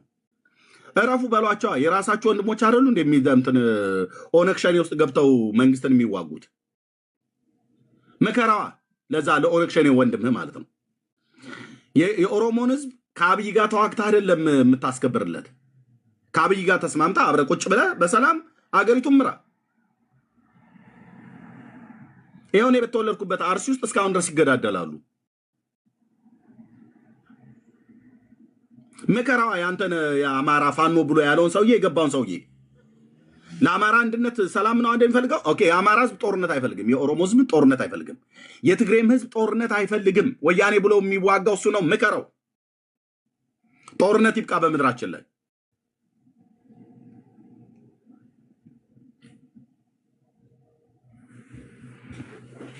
ጦርነት ይብቃ በምድራችን ላይ። 13 ጊዜ ስብሰባ ተሰብስበዋል ኢትዮጵያን ለማፍረስ ዩናይትድ ኔሽን ላይ። እግዚአብሔር በጠቅላይ ሚኒስትር ዶክተር አብይ መሪነት ምክንያት ነው ኢትዮጵያን ከመበተን እንደ ሀገር ከመፍረስ ያዳናት። በዛ ሁሉ ግብግብ ውስጥ በዛ ሁሉ ጦርነት ውስጥ ትቶ ቢወጣ ኖሮ የጎበዝ አለቃ መፈንጫ ነበር የምትሆነው። አማራው ኦሮሞን፣ ኦሮሞ ትግሬውን፣ ትግሬው አማራውን ነበር የሚያርደው ኦፊሻሊ አደባባይ ላይ። ነውራም ትውልድ እኮ አልኳችሁ። የእናንተ የሰው ደም እንደ ጎርፍ ሲፈስ ነበር ማየት የፈለጋችሁት። አልተሳካም። የውጭ ሚዲያ በሙሉ ውሸት እየዋሹ ደብረ ብርሃን ሳይደርሱ አይደል? ደብረ ብርሃን ደርሷል። ውጣ ከሀገር ከመንግስት ቶሎ ውጣ፣ ልቀቅና ውጣ ተብሎ ከበሮ የሚደልቁ ወያኔ የቀጠራቸው ቅጥረኞች በውጭ ሲጮሁ የነበሩት። እኔ ስለ አገሬ ስለ ኢትዮጵያ ብራዘር ዝመት ብባል የምዘምት ሰው ነኝ። እውነቱን ስነግር ማለት ነው። ዘመት ብባል የምዘምት ሰው ነኝ። ኢየሱስ ለምን ከሰማይ ዘመትክ ብሎ አይለኝም? ምክንያቱስ የተገኘውባት ምድር ናት፣ የበቀልኩባት ምድር ናት። ምንም ልክደው አልችልም። ልቀቅ ልቀቅ እያሉ ከውጭ ማለት ነው። አለቅም ብሎ ከቤተ መንግስት ወጥቶ ጫካ የገባው ያኔ ልቀቅ በተባለ ጊዜ ነበር። መንግስቱን ያኔ ውጣ ውጣ እንዳሉትን ልክ እንዳስወጡት ልክ እንደዛው ተመሳሳይ አይነት ድርጊት ሊያደርጉ ሲሉ አልወጣም ብሎ ሄዶ ጫካ ገባ ከወታደሩ ጋር ማለት ነው። ማነው ኢትዮጵያዊነትን ታዲያ ያስከበረ? ቴዲ አፍሮ ወይስ ጠቅላይ ሚኒስትር ዶክተር አብይ? ዳስጣልን ድንኳን ጣልን ብሎ የሚል አንድ አዝማሪ ስለዘመረ ነው እንትን የምትሉት? ትውልድ ስለማይናገር እንዳይመስልህ። እንናገር ብለን ካልን እንናገራለን። ኦኬ፣ በደንብ እንናገራለን። ወንድ ማለት በደንብ ነው የምንናገረው። ማንም በኢትዮጵያ አልጀዚራ ላይ ዘገበው ማንም ንጉስ ነኝ ብሎ ያለ ጦር ሜዳ ወጥቶ ገብቶ የተዋጋ የለም። አብይ ግን አድርጎታል። ምን ሲል ሚስቱን ወይዘሮ ዝናሽ ታያቸው ቀዳማዊት እመቤት ስለተረካች ነው፣ ልጆቹ ስለተነቁ ነው፣ ከኦሮሞ ብሔር ስለወጣ የኦሮሞ ብሔሩ ስለተረካ ነው አይደለም። ኢትዮጵያ ስለተነካች አብረው ያሉ በጣም አክራሪ የተባሉ የኦርቶዶክስ እምነት ተከታይነት ዲያቆን ዳንኤል ክብረት ሁሉ ጭምር ሳይቀር ኢንተርቪው እንኳን ሲደረጉ ኢትዮጵያ ብለው እንኳን ሳይጨርሱ ከአይናቸው እንባ ይፈሳል ጠቅላይ ሚኒስትሩ ብሎ ገና በአገር ደህና ነው ራሱ ምንድነው ኢንተርቪው ሲደረግ ይናገር የነበረው። ኢትዮጵያን ቢወድ ነው አዲስ አበባ ከተማን እንደዚህ ያለ የሌላዋን እንደዚህ እያደረገ መልካሙን ነገር እየሰራ የሚያደርግ። ኢትዮጵያን ቢወድ ነው ሂድ እኔ የተወለድኩበት አርሲና ባሌ ላይ ያለውን የስንዴ እርሻ ማለት ነው። አትተባበሩም እሱ ለመልካም ስራ? ቁጭ ብላ አዲስ አበባ ከተማ ውስጥ እየፎከት ከክህን ከምትል ሂድና አርሲና ባሌ ውስጥ እያዘጋጀ ያለውን የስንዴ እርሻ ይኸው ስራ ግባና ብራዘር።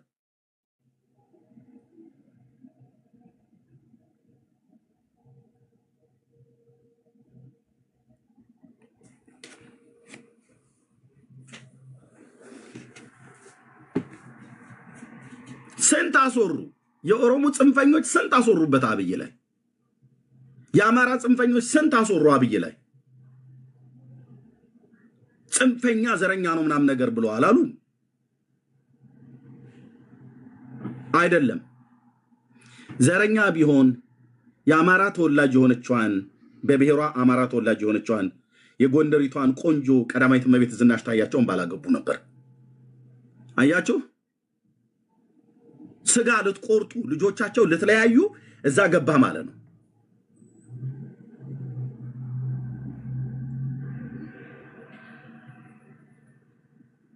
ለዚህ ነው አሁን ቄሱ ሁሉ የተነሳ ጸሐፊዎች ሁሉ የሚጽፉት ማለት ነው። ገብቶናል ብራዘር። ዲቦራን አሁን የጠቅላይ ሚኒስትር አብይን ልጅ ምንድነች አማራ ነች ብለው ልትቆርጠው ነው? ከጉራ በታች ኦሮሞ ነች ብለህ ከጭንቅላቷ በላይ ልትቆርጣት ነው? ከአማራም ከኦሮሞም ዘር የተገኘች ልጅ ናት። እዚህ ስንት አለ እንደዚህ አይነት ትውልድ ወንድሞች እናቶች። እቅዳችሁ መሰሪነታችሁ ገብቶናል። አሁን ምርጫ ስለደረሰ ነው ጩኸት የበዛው። አዝማሪው ሁሉ ከተኛበት የነቃው ለማስጮህ ነው። ምንም ማስጮሁ ጌታ እግዚአብሔር ምስክር ነው። ኢትዮጵያን አንድነቷን ጠብቃ እንድትቆይ ከማድረግ አኳያ ማንም ሊክደው የማይችል በእውርነት በድንብርነት ካልሆነ በስተቀር በዚህ በቀውጢ ቀን በቀውጢ ቀን በዚህ ኢትዮጵያ ጥቁር ማቅ ጥቁር ጨለማ በለበሰችበት ዘመን የሁሉን ሰው ስድብ እርግማን ችሎ እኔ እሱ ቦታ ላይ ቢሆን ኢትዮጵያ ለቅቄ ነበር የምወጣው። ወንድሞቼ እና እህቶቼ ችሎ እዚህ የኦሮሞ ጽንፈኞች ኦሮሞን ስለምትጠላ ነው ብለው ይሉታል። እዚህ የአማራ ጽንፈኞች አማራን ስለምጠላ ነው ይሉታል። እዚህ የትግሬ ጽንፈኞች ትግሬን ስለምጠላ ነው ይሉታል።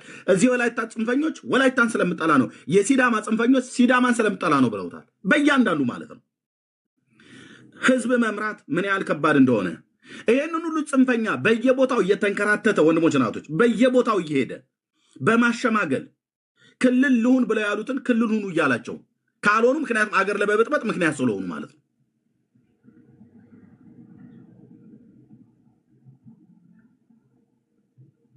እንዴ የሚሰራን ሰው እንኳን ቢያንስ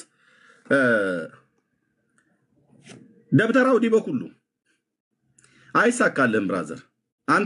አንተና እኔ እንኳን ፊት ለፊት ቀርበ እንደው በአገር ጉዳይ ላውራህ እንኳን ብዬ ብልህ ካፍንጫህ ነስር እስኪወጣ ድረስ እነግርሃለሁ። በእውነት በእውቀት ላይ በተመሰረተ ማለት ነው።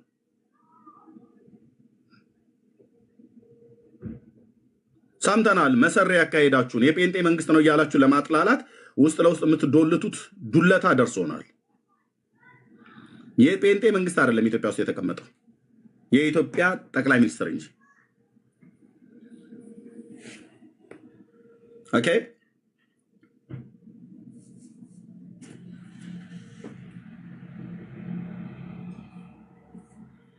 ስለዚህ ገብቶናል። አሁን ተነስቶ ኢትዮጵያዊነት ሞተ፣ ኢትዮጵያዊነት ተቀበረ፣ ዳስ ጣሉ፣ ድንኳን ትከሉ ምናምን ነገር የሚባለው እንደዚህ አይነት ነገር በቃ ምርጫው ደርሷልና ኢትዮጵያዊነት የወደቀው በአብይ ዘመን ነው ብለው ሊሉ እውነታችሁን ነው።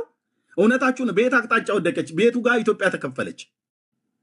ብሔራዊ አንድነቷ ጂኦግራፊያችን ቤት በኩል ላይ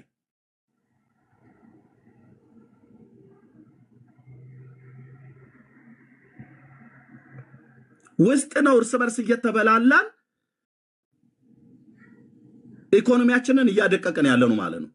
የአባይ ግድብን የጀመረው ጠቅላይ ሚኒስትር መለስ በእሳቸው ጊዜ የተጀመረ በኃይለ ማርያም ጦርነት እያለ በአብይ ጦርነት እያለ እኮ ነው ሚሊኒየም ግድብ ተሰርቶ ያለቀው።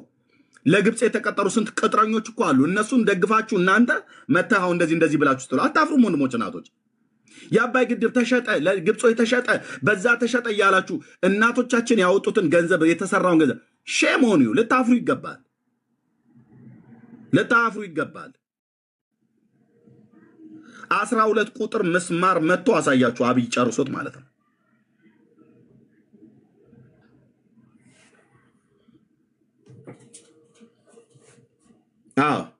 አሁን ወደ ባሰው ካለ እዛ ሚሊኒየም ግድብ የተሰራበት ላይ ራሱን ትልቅ የወፍጮ ድንጋይ አንገቱ ላይ አስሮ እዛ ሄዶ መግባት ይችላል፣ ውሃ ውስጥ ማለት ነው። አባይ ግድቡ አልተሸጠም፣ የኢትዮጵያውያን ሀብት ሆነ።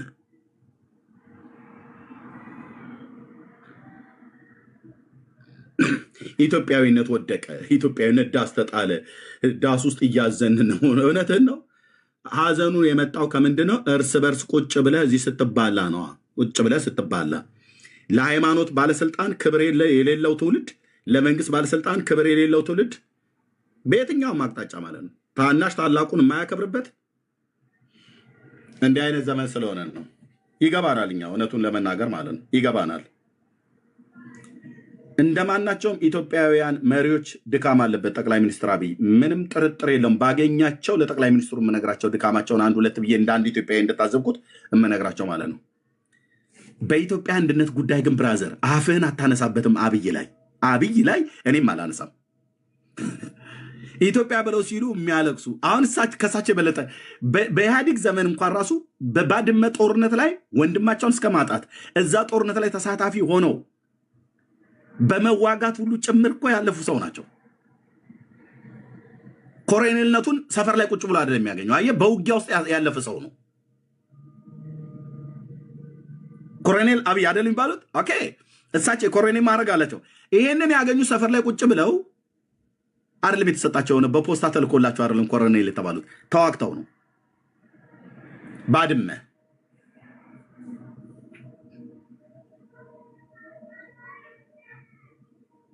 ፋክት ቻለው እንግዲህ አንጫጫለው ብራዘር።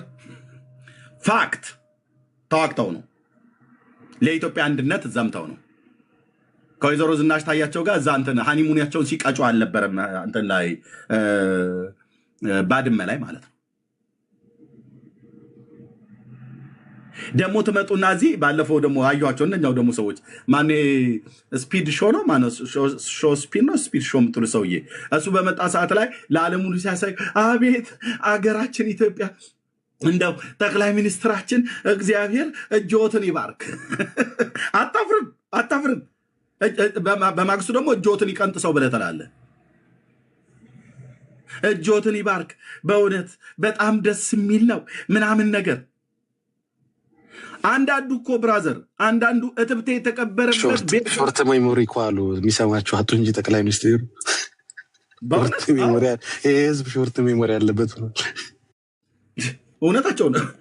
ካሳንቺስ ቤት የፈረሰብኝ ብለው ያለቀሱ እናቶችን ያውቃለሁ። እኔ አዲስ አበባ ውስጥ በነበርኩበት ሰዓት ላይ እዚህ ዮርዳኖስ ሆቴል ፊት ለፊት ላይ የነበረ ናይት ክለቦች ምናምን ነገር ወደ ላይ ሲወጣ የነበረው ላይ ቤታችን ፈረሰ ብለው ቦታ የትን የሰጧቸው እንትን ገርጂ ጊዮርጊስ አካባቢ ነው ቦታ የተሰጣቸው የነበረው። ልብ በል ወዳጄ፣ እኔ ገጠር ልጅ ነኝ። ለኢትዮጵያ ልማት አንድነት የኔ ገጠር ላይ ያለው ለኢትዮጵያ ልማት የኔ ገጠር ላይ ያለው የአባቴ እናቴ ቤት መሬታችን ተወርሶ መንገድ ወጥቶበታል። ገጠር ውስጥ ነው ብዬ የምልህ መንገድ ለመውጣት ጌታ ኢየሱስ ክርስቶስ ምስክሬ ማለት ነው። እና እንዴት እትብቴ የተቀበረበትን መሬት እንዴት የብልጽግና መንግስት ያርሰዋል እላለሁ እንዴ? አልልም። የተሰራው ለአብይ አይደለም ለኢትዮጵያ ልማት ነው። መንገድ ነው የወጣበት። ለምን ገንጥሎ ያርሰውም የቀረውን መሬት መንገድ ነው የወጣበት። እኛ የተወለድበት እትብታችን የተቀበረበታል። እህት አለም ካሳንቺስ ላይ የነበረው ቤትሽን እኮ አይተነዋል። ዮርዳኖስ ሆቴል ህንፃው ላይ ፎቁ ላይ ወተን እኮ ስናይ የኢትዮጵያ እኮ የአዲስ አበባ ቤቶች እጅግ ቀፋፊ መሆናቸውን ራሳችሁ ታያላችሁ። ቆርቆሮ ዝጎ ተነቅሎ በአፄ ሚኒሊክ ዘመን የተመታ ቆርቆሮ ዝጎ ተበጣጥሶ በንፋስ እንዳይወሰድ እንጨትና ድንጋይ ላዩ ላይ ጭናችሁ ማለት ነው። የት ነው ያለሁት እኮ ነው የሚያስብልህ። እኔ አንዴ ዮርዳኖስ ሆቴል የመግባት እድል ነበረኝና ገብቼ ፎቁ ላይ ሳይሆን እንደዚህ ማለት ነው። ብራዘር አንድ ማት እንዴት እንደሚያ እትብቴ የተቀበረበት ብሎ ይላል። ለልማት ነው፣ ፈረሰ፣ አለቀ። ቦታ ተሰጥቷል። ካሳንቺስን እንዴት ያፈርሰዋል አለ። ሄደን ያንና አያሌው ሙዚቃ ቤት በላይ ከፍ ያለ ባቅላባ የምትበላበት የዛገ ቆርቆሮ ያለበት ቤት ለምን አዳነች እንዴት ታፈርሰዋለች? ግን በእውነት ኢትዮጵያዊነት ፈረሰ እያለ ብራዘር የነበቀለ ስጋ ቤት ስለፈረሰ አይደለም ኢትዮጵያ የፈረሰው። ዋት ሾላ ያነጭ ጠላ እያለ ብሎ የሚል ጠላ ይጠጣበት ቤት ስለፈረሰ አይደለም ኢትዮጵያ የሚፈርሰው።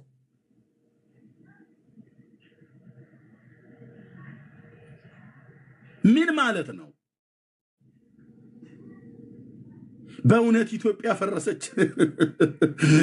አደባባይ ላይ ላትነሳ ፈረሰች ይላል። ምንድን የፈረሰው ብለህ ስትል እሪ በከንቱ የነበረው የአያቱ ቤት ነው የፈረሰው። ዶሮ ማነቂያ አካባቢ የነበረ ትውልድን የሚያንቁበት ሸለቆ ስለጸዳ ነው። የምናውቀው ነገር አይደለም እንዴ? አዎ ተናገሩ እውነቱን። በዚህም አቅጣጫ ማለት ነው። ደጃችሁ ቤት ስለፈረሰ ነው። ፈርሶ ምን ተሰራበት?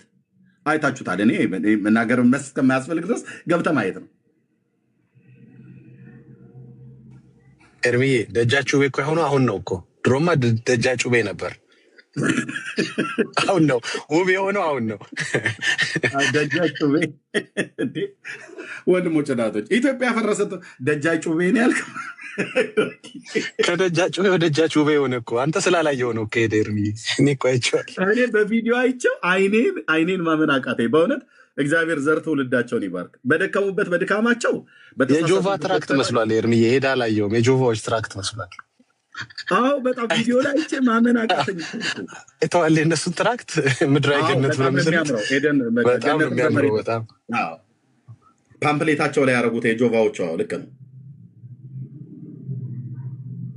ጎሽ እንደዚህ ነው። ቴንኪው ብራዘር ኤርሚሻ። የእኛም ሰፈር እንዲጸልይ ጸሎት ላይ ነኝ አለ። ይሄ በጣም ኢትዮጵያዊ ነው። አየህ፣ የእኛም ሰፈር እንዲፈርስ ጸሎት ላይ ነኝ አለ። እንዲጸለይ እየጸለይ ነው። አሁን መርካቶ 7ኛ 8ኛ 10ኛ ብለህ የምትለው ሰፈር ሁሉ በሙሉ ወንድሞች እናቶቼ፣ በንጉሱ እኮ በአፄ ሚኒሊክ ዘመን አዲስ አበባ ስትቆርቆር እኮ የተሰራ ቤት ውስጥ አንተው እዛ ቤት ውስጥ ተወለድክ። አንተ አድገህ ወጣህ፣ ወልደህ ልጆች ወልደህ አሳድገህ አያትህ እዛው ቤት ውስጥ አሳድጋቸዋለች። ጣሪያችሁ ላይ ያለው ድንጋይና እንጨት ነው፣ ንፋስ እንዳይወስደው ማለት ነው። ከመዛጉ የተነሳ ጥቁር ፌስታል ደግሞ ጥቁር እንደ ፕላስተር ነገር ይመስል እስኪ እባክሽ በዚህ ጋር ያንጠበጠባል ጣሪያው፣ ክረምቱ እየመጣ ነው ለጥፊው እየተባለ ማለት ነው። እና ይሄ ስለፈረሰ ኢትዮጵያ ፈረሰ ትለኛለህ? ዳር ያዝ አንተ የተግማማ ትውልድ። ፕላስተር ለጥፊው ክረምቱ ሳይመጣ ብለው አያት የሚያስለጥፉን አንተ ራሱ ወጥተህ ከላው ስትለጥፍ ድመት እንኳን ሲሄድበት እኮ ጣሪያው ይንቀጠቀጣል ከላይ። እሱ ስለፈረሰ አብይ አፈረሳት ኢትዮጵያን። አዳነች አፈረሰቻት ኢትዮጵያን። ብትንትኗን እኮ አጠፋቻት። እግዚኦ በሉ ደወል ደውሉ ይላሉ።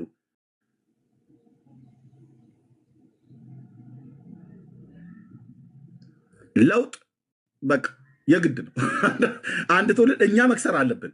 የእኛ ዘመን ከስረው ለልጆቻችን ለትውልዱ በቃ ያማረች አዲስ አበባ ነው ማየት የምፈልገው። ልክ አሁን ለሳምፕል እንዳሳዩን ማለት ነው።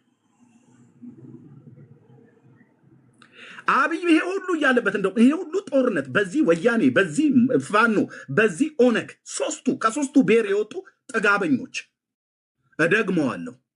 እኔ ትግሬን የተናገርከኝ ጉዳይ ነው ብራዘር። እኔ አማራን የተናገርከኝ ጉዳይ ነው። እኔ ኦሮሞ ስለሆንኩ ተናገርከኝ የራስ ጉዳይ ነው ብራዘር። ከዚህ 3 ብሔሮች የተውጣጡ ሽፍቶች ናቸው አላሰራ በላይ ያሉት ስራ እንጂ ይሄ ሁሉ ጦርነት ባለበት ነው አብይ አባይን የጨረሰው። ይሄ ሁሉ ጦርነት ባለበት ነው ስንት ነገሮች ሰርተው የጨረሱት። ጦርነት ባይኖርበትስ ምን ያህል ተአምራዊ ስራ ሊሰራ እንደሚችል አስቡ።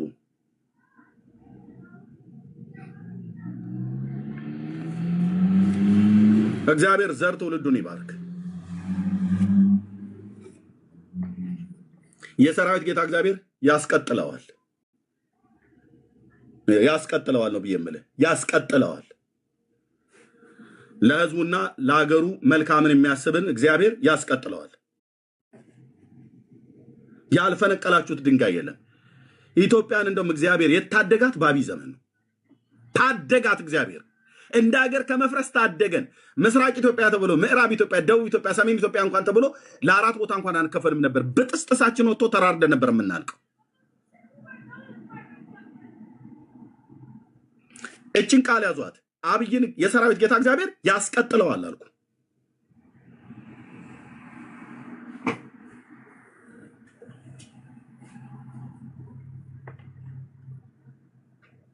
ለምንድን ነው አሁን ዘፋኙ የተባለው አሁን ሙሾ ሀዘን ቁጭ ብለናል ምናምን ነገር ብሎ የሚል ድንኳን ጥለናል? ዛሬ ነው እንዴ ድንኳን መጣላችን የታወቀው? ኢህአዴግ እንኳን ከወረደ እና ብልጽግና ከመጣ ስንት ዓመት ነው? ምርጫው ስንት ወር ቀረው?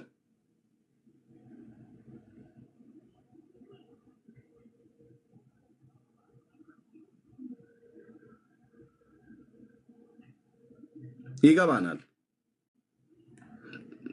7-8 አይደል? አዎ።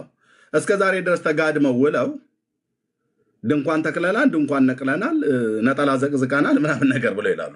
ኢትዮጵያ መቼ ነው ያልተገዳደል ነው? ምርጫው ስለመጣ በምስራቅ፣ በምዕራብ፣ በሰሜን፣ በደቡብ አዝማሪውም ቄሱም ሼኩም ተነስቶ ኢትዮጵያ ወደቀች፣ ኢትዮጵያ ወደቀች። ለምን አታነሳትም ታዲያ? አንተ ካሴት እየሰራ ከምትሸቀል ለምን አታነሳትም? ጠቅላይ ሚኒስትር አብይ ያኔ ጦርነቱ ላይ ሲወጡ እና ኃይሌ ገብረስላሴ ሁሉ ጦርነቱ ላይ ወጥተው ነበር። ይሄ የምትሉት አዝማሪ ሰውዬ ግን አልወጣም። እነ ታማኝ በየነ ሁሉ ከአሜሪካ ሀገር መጥተው ብዙዎቹ ሄደው ነበር፣ ጦርነቱ ላይ ተሳትፈው ነበር። ለምን አልወጣም? ይሄ አዝማሪው ሰውዬ ያኔ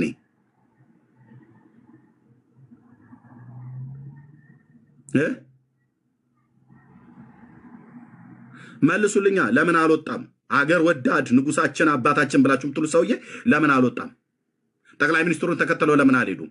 እሳቸው በዛ በአፋር በኩል ገብተው እሾህ ጫማ ስላደረጉ ምችም እሾህ አይወጋቸውም እንጂ ያንን ሁሉ እየጣሱ ሲሄዱ ለምን አልወጣም? ኃይሌ ገብረስላሴ እንኳን ወጥቷል እኮ አልኩ።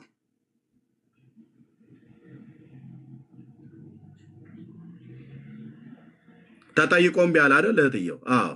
ምክንያቱም እሱ እናቴ ጭር ሲል ጠብቆ የኢትዮጵያን ሕዝብ የቱ ጋር ሲነካው እንትን እንደሚለው ያውቃል። ከዛ ሚሌኒየም አዳራሽ ይሰበስብና በላው እንግዲህ የጎንደር ልጅ፣ የጎጃም ልጅ፣ የኦሮሞ ልጅ፣ የሸዋ ልጅ ምናምን ነገር ብሎ ይላል። በቃ ጠጥቶ የሚጨፍር ትውልድ አለ። እሱን አስጨፍሮ የሚሄድ ማለት ነው። ኢትዮጵያን አፈረሰ ብላችሁ አብይን ለማለት ምንም አይነት የሞራልም የምንም እውቀት የላችሁም። ጌታ ኢየሱስ ምስክር። እኔ እንዳንድ መንፈሳዊ ሰው እንዳንድ ኢትዮጵያዊ ይህን እናገራለሁ። ኢትዮጵያን ከመፍረስ የሰራዊት ጌታ ቅዱስ እግዚአብሔር እኛ ስናለቅስ ጾም ጸሎት ይዘን አንድ እድል ስጠን እያለን ኦፊሻሊ የ21 ቀን የጾም ጸሎት አዋጅ አውጄ እኔ ጸልየናል። በዓለም ዙሪያ ያለን ጥቁር ለብሰን ጥቁር ለብሼ ሂድና ቪዲዮ ነው ለታይታ አይደለም ያደረኩትኝ። ጥቁር ለብሼ የ21 ቀን ጾም ጸሎት ያን የተካፈላችሁ እኔ ጋር ፌስቡክ ላይቭ ቀጥታ ስርጭት አንብተናል። እንዳነባ ሰው እንዳለቀሰ ሰው አገሬን ብየው ማለት ነው። እግዚአብሔርን አገሬን ከብቶች ጠብቄ ከወንዞቿ ተራጭቼ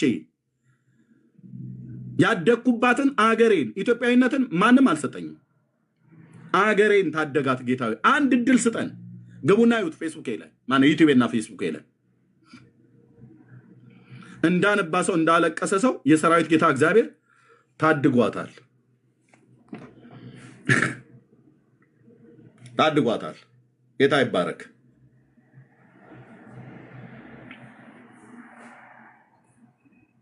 ቢያንስ እንደ ሶማሌ ተከፋፍለን አልፈረስንም። እንደ ሶሪያ አልፈረስንም። እንደ የመን አልፈረስንም። ከዛ ባለፈ ነበረ ሊበትኑን የወጡት። እግዚአብሔር ዘር ትውልዱን ይባርክ። የጠቅላይ ሚኒስትራችንን ከነ ድካሙም ጭምር የኢትዮጵያን አንድነት አስጠብቆ ያለ ሰው ነው። ለመልካም ስራ ብራዘር፣ ስንት አመፀኛና ሽፍታን ዘረኛን ስትደግፍ ኖረሃል። ከመረጣችሁ እንደዚህ እኔ ባለሁበት ሀገር እመርጣለሁ። እዚህ ባለሁበት ሀገር ማለት ነው ዜጋም ነኝ እመርጣለሁ። ከመረጣችሁ እንደዚህ አይነት ለኢትዮጵያ ሰርቶ የሚያሳዩ ሰዎችን ምረጡ። ጽድቅ ነው። ኦኬ፣ የማንም ዘረኛን ሁሉ ለመምረጥ ከምትሯሯጥ ማለት ነው።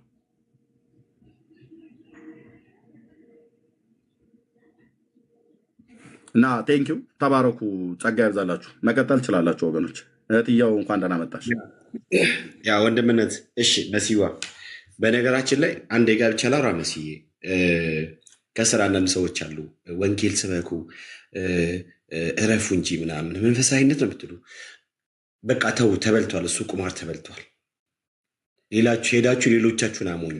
እንደ ድሮ ምናምን ነገር ጴንጤውን ወንጌል ስበክ እንጂ ምናምን ብለ ኦኬ፣ ስለ ፖለቲካ ስለሚመለከት ስለ ሀገር ጉዳይ እንዳናወራ አፋችን ላይ ምናምን ነገር ዚፕ አስቀምጠው ምናምን ነገር አይቻልም።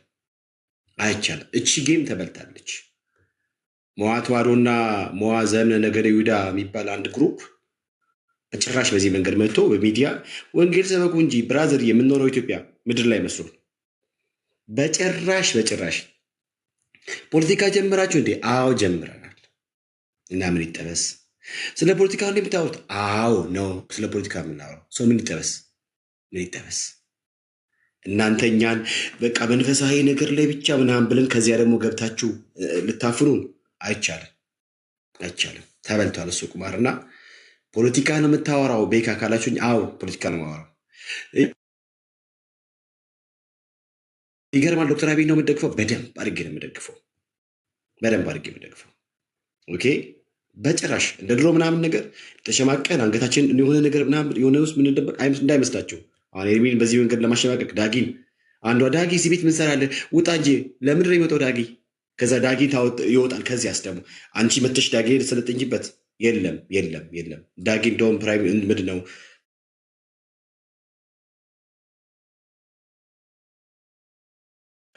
እንደዚህ አጉል በመንፈሳዊ ነገር ለማስመሰል ከዚያ እኛ ደግሞ የመንፈሳዊ ነገር ብቻ ነው ሌላውን ሀገራዊ ጉዳይ እንዳትነኩ አይነት ነገር እሱ ድሮ ቀርቷል። እና አትሸወዱ ጴንጤዎች፣ በተለይ እንዳትሸወዱ። እሺ ወይኔ ዘጋ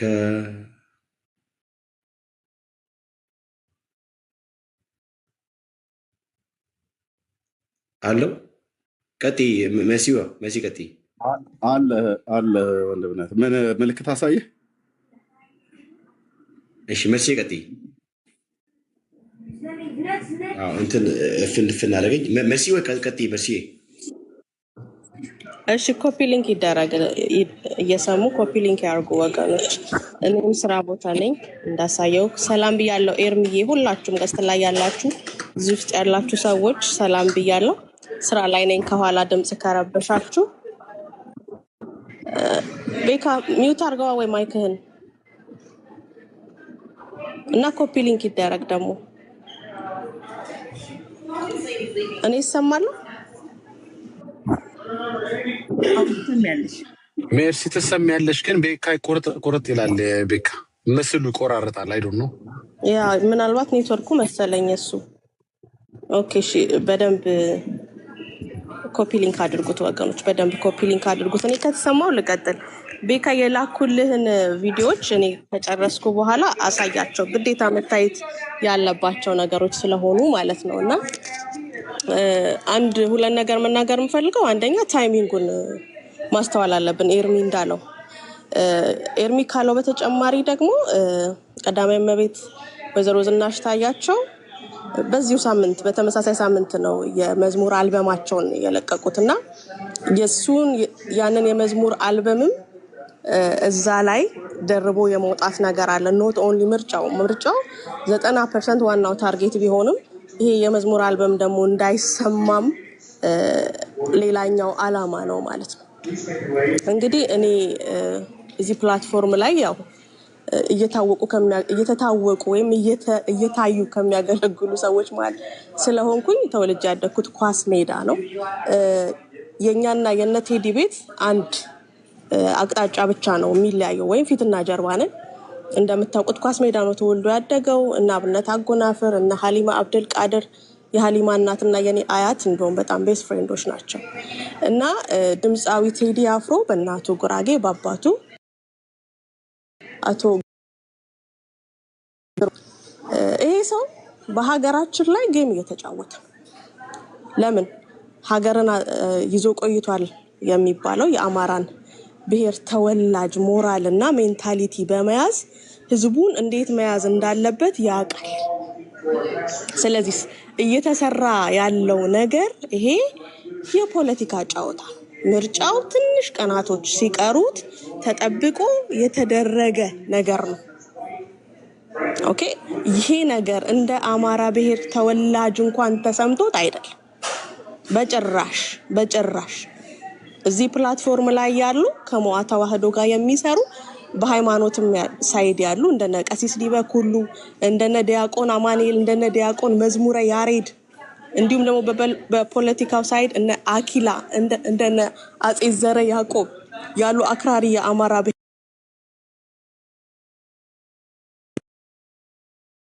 ዘረ ያዕቆብ ያሉ አክራሪ የአማራ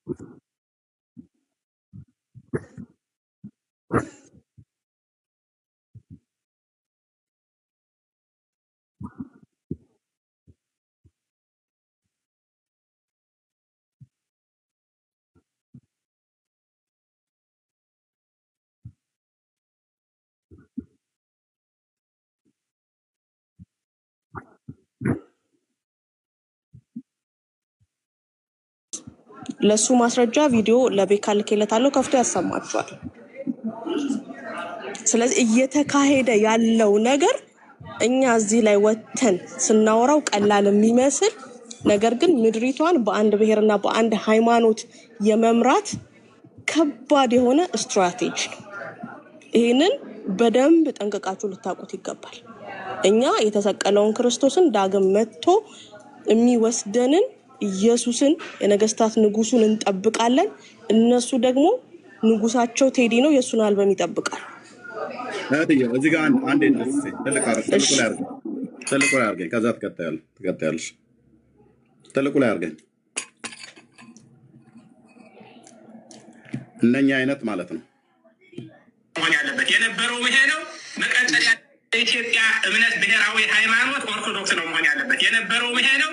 መቀጠል ያለበትም ይሄ ነው። የክርስቲያኖች ደሴት የሆነችዋ ኢትዮጵያ መሪዎቿ ኦርቶዶክሳውያን መሆን አለባቸው። ሚኒስቴሮች ሁሉም እነሱ መሆን አለባቸው። ኦርቶዶክስ ሃይማኖት ታሸንፋለች። ኦርቶዶክስ ለምሳሌ ከጥንት ጀምሮ ኢትዮጵያን ሲመራ የነበር ሙስሊሙም ሲመጣ ሌላውም ሲመጣ አትግባ አላለችም፣ ተቀብላ አስተናግደዋለች። አሁንም መጥቶ እኮ መኖር ይችላል፣ ግን ከቤተክርስቲያን ጋር በተጋዳሚ ወንበር እኩል ተቀምጦ ሊጠራ አይገባም። በኢትዮጵያ ማንኛውም እምነት እንደ እንግድነት መጥቶ ሊቀመጥ ይችላል። በእኩል ግን የሃይማኖት ድርጅት የሚባለው መንግስት ያቋቋመዋል፣ የሃይማኖቶች ህብረት ምናምን የሚል ነገር ያ መፍረስ አለበት። አስፈላጊ አይደለም።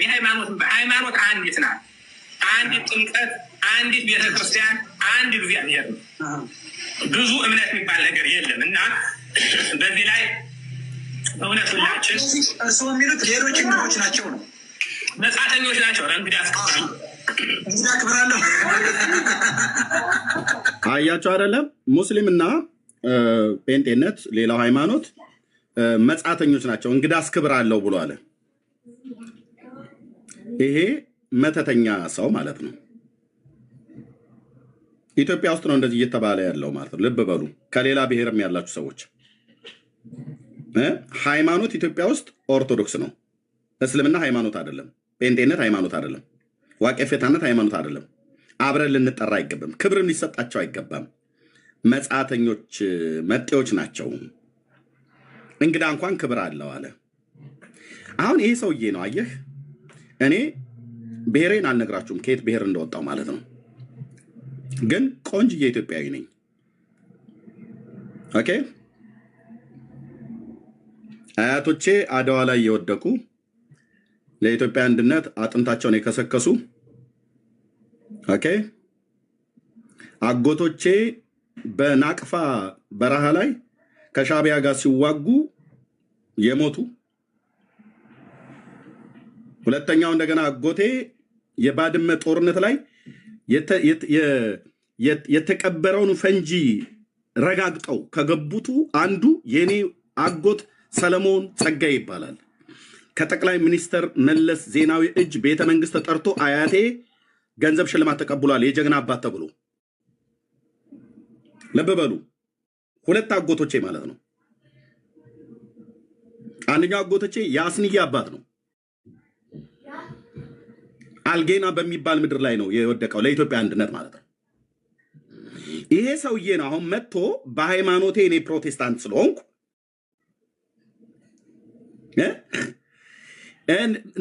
መጤዎች ናቸው፣ እንግዳማ ክብር አለው አለ። ይሄ አንድ ልጋጉን የጠረገ መነኩሴ ማለት ነው።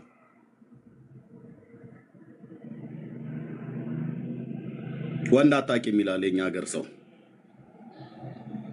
ኢትዮጵያን ሰፍቶ ለኦርቶዶክስ ሃይማኖት፣ ኢትዮጵያን ሰፍቶ ለሆነ ብሔር፣ ለአማራ ብቻ ወለ ኦሮሞ ብቻ አይሰራም ብራዘር። ኢትዮጵያ ውስጥ እንደዚህ የሚባል ነገር ከዚህ በኋላ አይቀጥልም።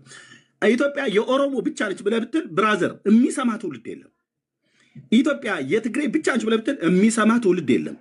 ኢትዮጵያ የአማራ ብቻ ነች ብለህ ብትል የሚሰማ ትውልድ የለም። የብሔር ብሔረሰቦች ሀገር ናት። የተለያዩ ሃይማኖቶች የሚገኙባት ምድር ናት። ልክ አታውቁም።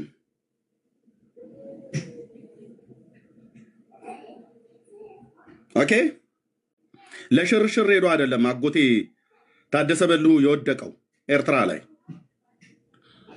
ለሽርሽር ሄዶ አይደለም ወንድሜ አጎቴ እናቴ ወንድም ሰለሞን ጸጋዬ ሄዶ ባድመ ላይ ፈንጂ ላይ ተረጋግጦ የሞተው።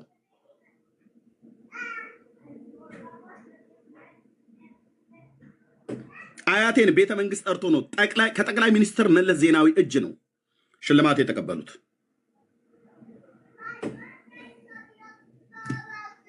በዚህ ላይ በእውነት ሁላችን እርስዎ የሚሉት ሌሎች እንግዶች ናቸው ነው፣ መጻተኞች ናቸው። እንግዲህ አክብራለሁ። ቻለው ብሔር ብሔረሰብ ትችለዋል። እንደዚህ ነው የአማራ አባቶች የሚያስቡት። አያ እንዲህ ነው የአማራ አባቶች የሚያስቡት። ለዚህ ነው የአማራን ብሔር በትውልዱ ዘንድ እንዲጠላ የሚያደርጉ እንደነዚህ አይነት። አሁን የአማራ ህዝብ እንደዚህ ይላል። ምን አለ? እንዲህ ነው የአማራ አባቶች የሚያስቡት፣ ዋጡት አለ። እውነትህን ነው።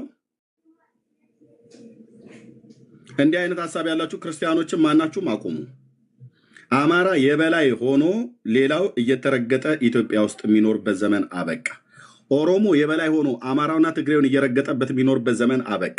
ትግሬ የበላይ ሆኖ አማራውና ኦሮሞን እየረገጠበት የሚኖርበት ዘመን አብቅቷል። ተከባብረህ ኑር። ምድሪቱን እግዚአብሔር ለሁላችንም ሰጥቶናል። የሃይማኖት እኩልነትን አክብር። አንተ ኦርቶዶክስነትን እንዲከበርልህ ከፈለክ የእስልምና ሃይማኖትንም አክብርላቸው። የጴንጤውንም አክብር። ዋቀ ይፈታኔ ብሎ ቢል አክብር፣ አክብሩ።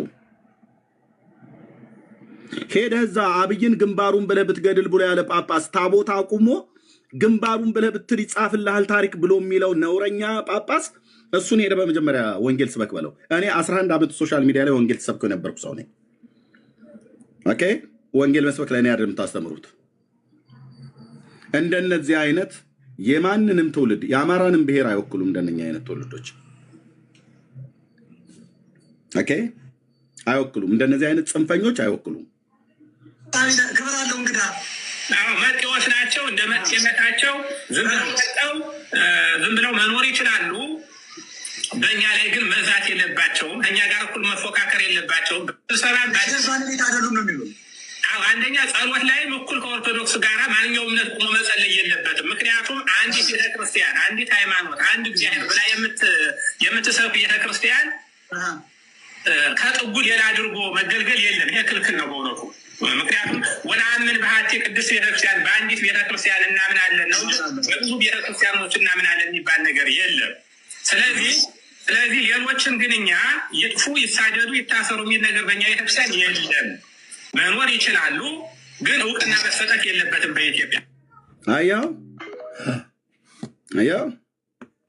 ብሔር ከተባለ ከአማራ ውጭ ለኦሮሞ ለትግሬ ለከምባታ እውቅና መስጠት የለበትም፣ ወይ ደግሞ ከኦሮሞ ውጭ ለአማራና ለትግሬ እውቅና መስጠት የለበትም። ሃይማኖት ከተባለ ከኦርቶዶክስ ውጭ ለእስልምና ለጴንጤነት ለሌላ እውቅና መስጠት የለበትም።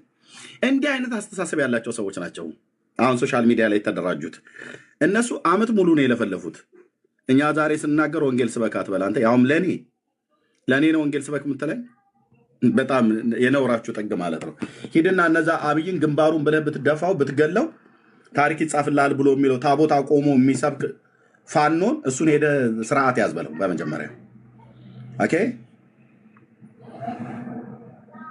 ፋኖ ጳጳስ ማለት ነው። ፋኖ ቄስ፣ ኦነግ ሸኔ ቄስ፣ ኦነግ ሸኔ ፓስተር፣ ወያኔ ፓስተር፣ ወያኔ ቄስ፣ እሱን ሄደ ስርዓት ያዝበለው በመጀመሪያ። ኢትዮጵያ የሁላችንም ናት። ሁሉም ብሔር ብሔረሰቦች ተከባብረው እንዲኖሩባት እንጸልያለን። ቴንክ ዩ። የማንም ብሔር ከማንም ብሔር አያንስም፣ አይበልጥም። የቁጥር ብልጫ ከሆነ የህዝብ ብዛት ከሆነ ኦኬ፣ በህዝብ ብዛት ስለበዛ ሌላ ያንሳል ማለት አይደለም። አማራን አክብረኸው ባህሉን ጠብቀህለት ሃይማኖቱን ጠብቀህለት፣ ኦሮሞን አክብረህ ባህሉን ሃይማኖቱን ጠብቀህለት፣ ትግሬንም አክብረህ ሃይማኖቱን ባህሉን ጠብቀህለት እርስ በርስ ተጠባብቀን የምንኖርባት ምድር ናት። ኦኬ። የኔን ብሔር አልነገርኩም። አድዋ ላይ የወደቁ ቅድም የነገርኩም በእያንዳንዱ ጦርነት የወደቁ አጎቶቼ ምን እንደሆኑ አታውቅም። የኢትዮጵያን አንድነት ለማቆየት እኮ ነው የወደቁት። እዚህ ስንት አሉ ተናገሩ ተብሎ ይባሉ አያቶቻቸው፣ ቅድመ አያቶቻቸው፣ አጎቶቻቸው የወደቁባቸው። አንድ ብሔር ነው ሀገሪቱን ያቆማት ምናምን ስርዓት ያዝ ብራዘር። እንደዚህ የሚባል ነገር የለም። እንዲህ የሚባል ነገር የለም። መጽሐፍትን የማታነቡ ከሆነ አንብቡ ወንድሞች።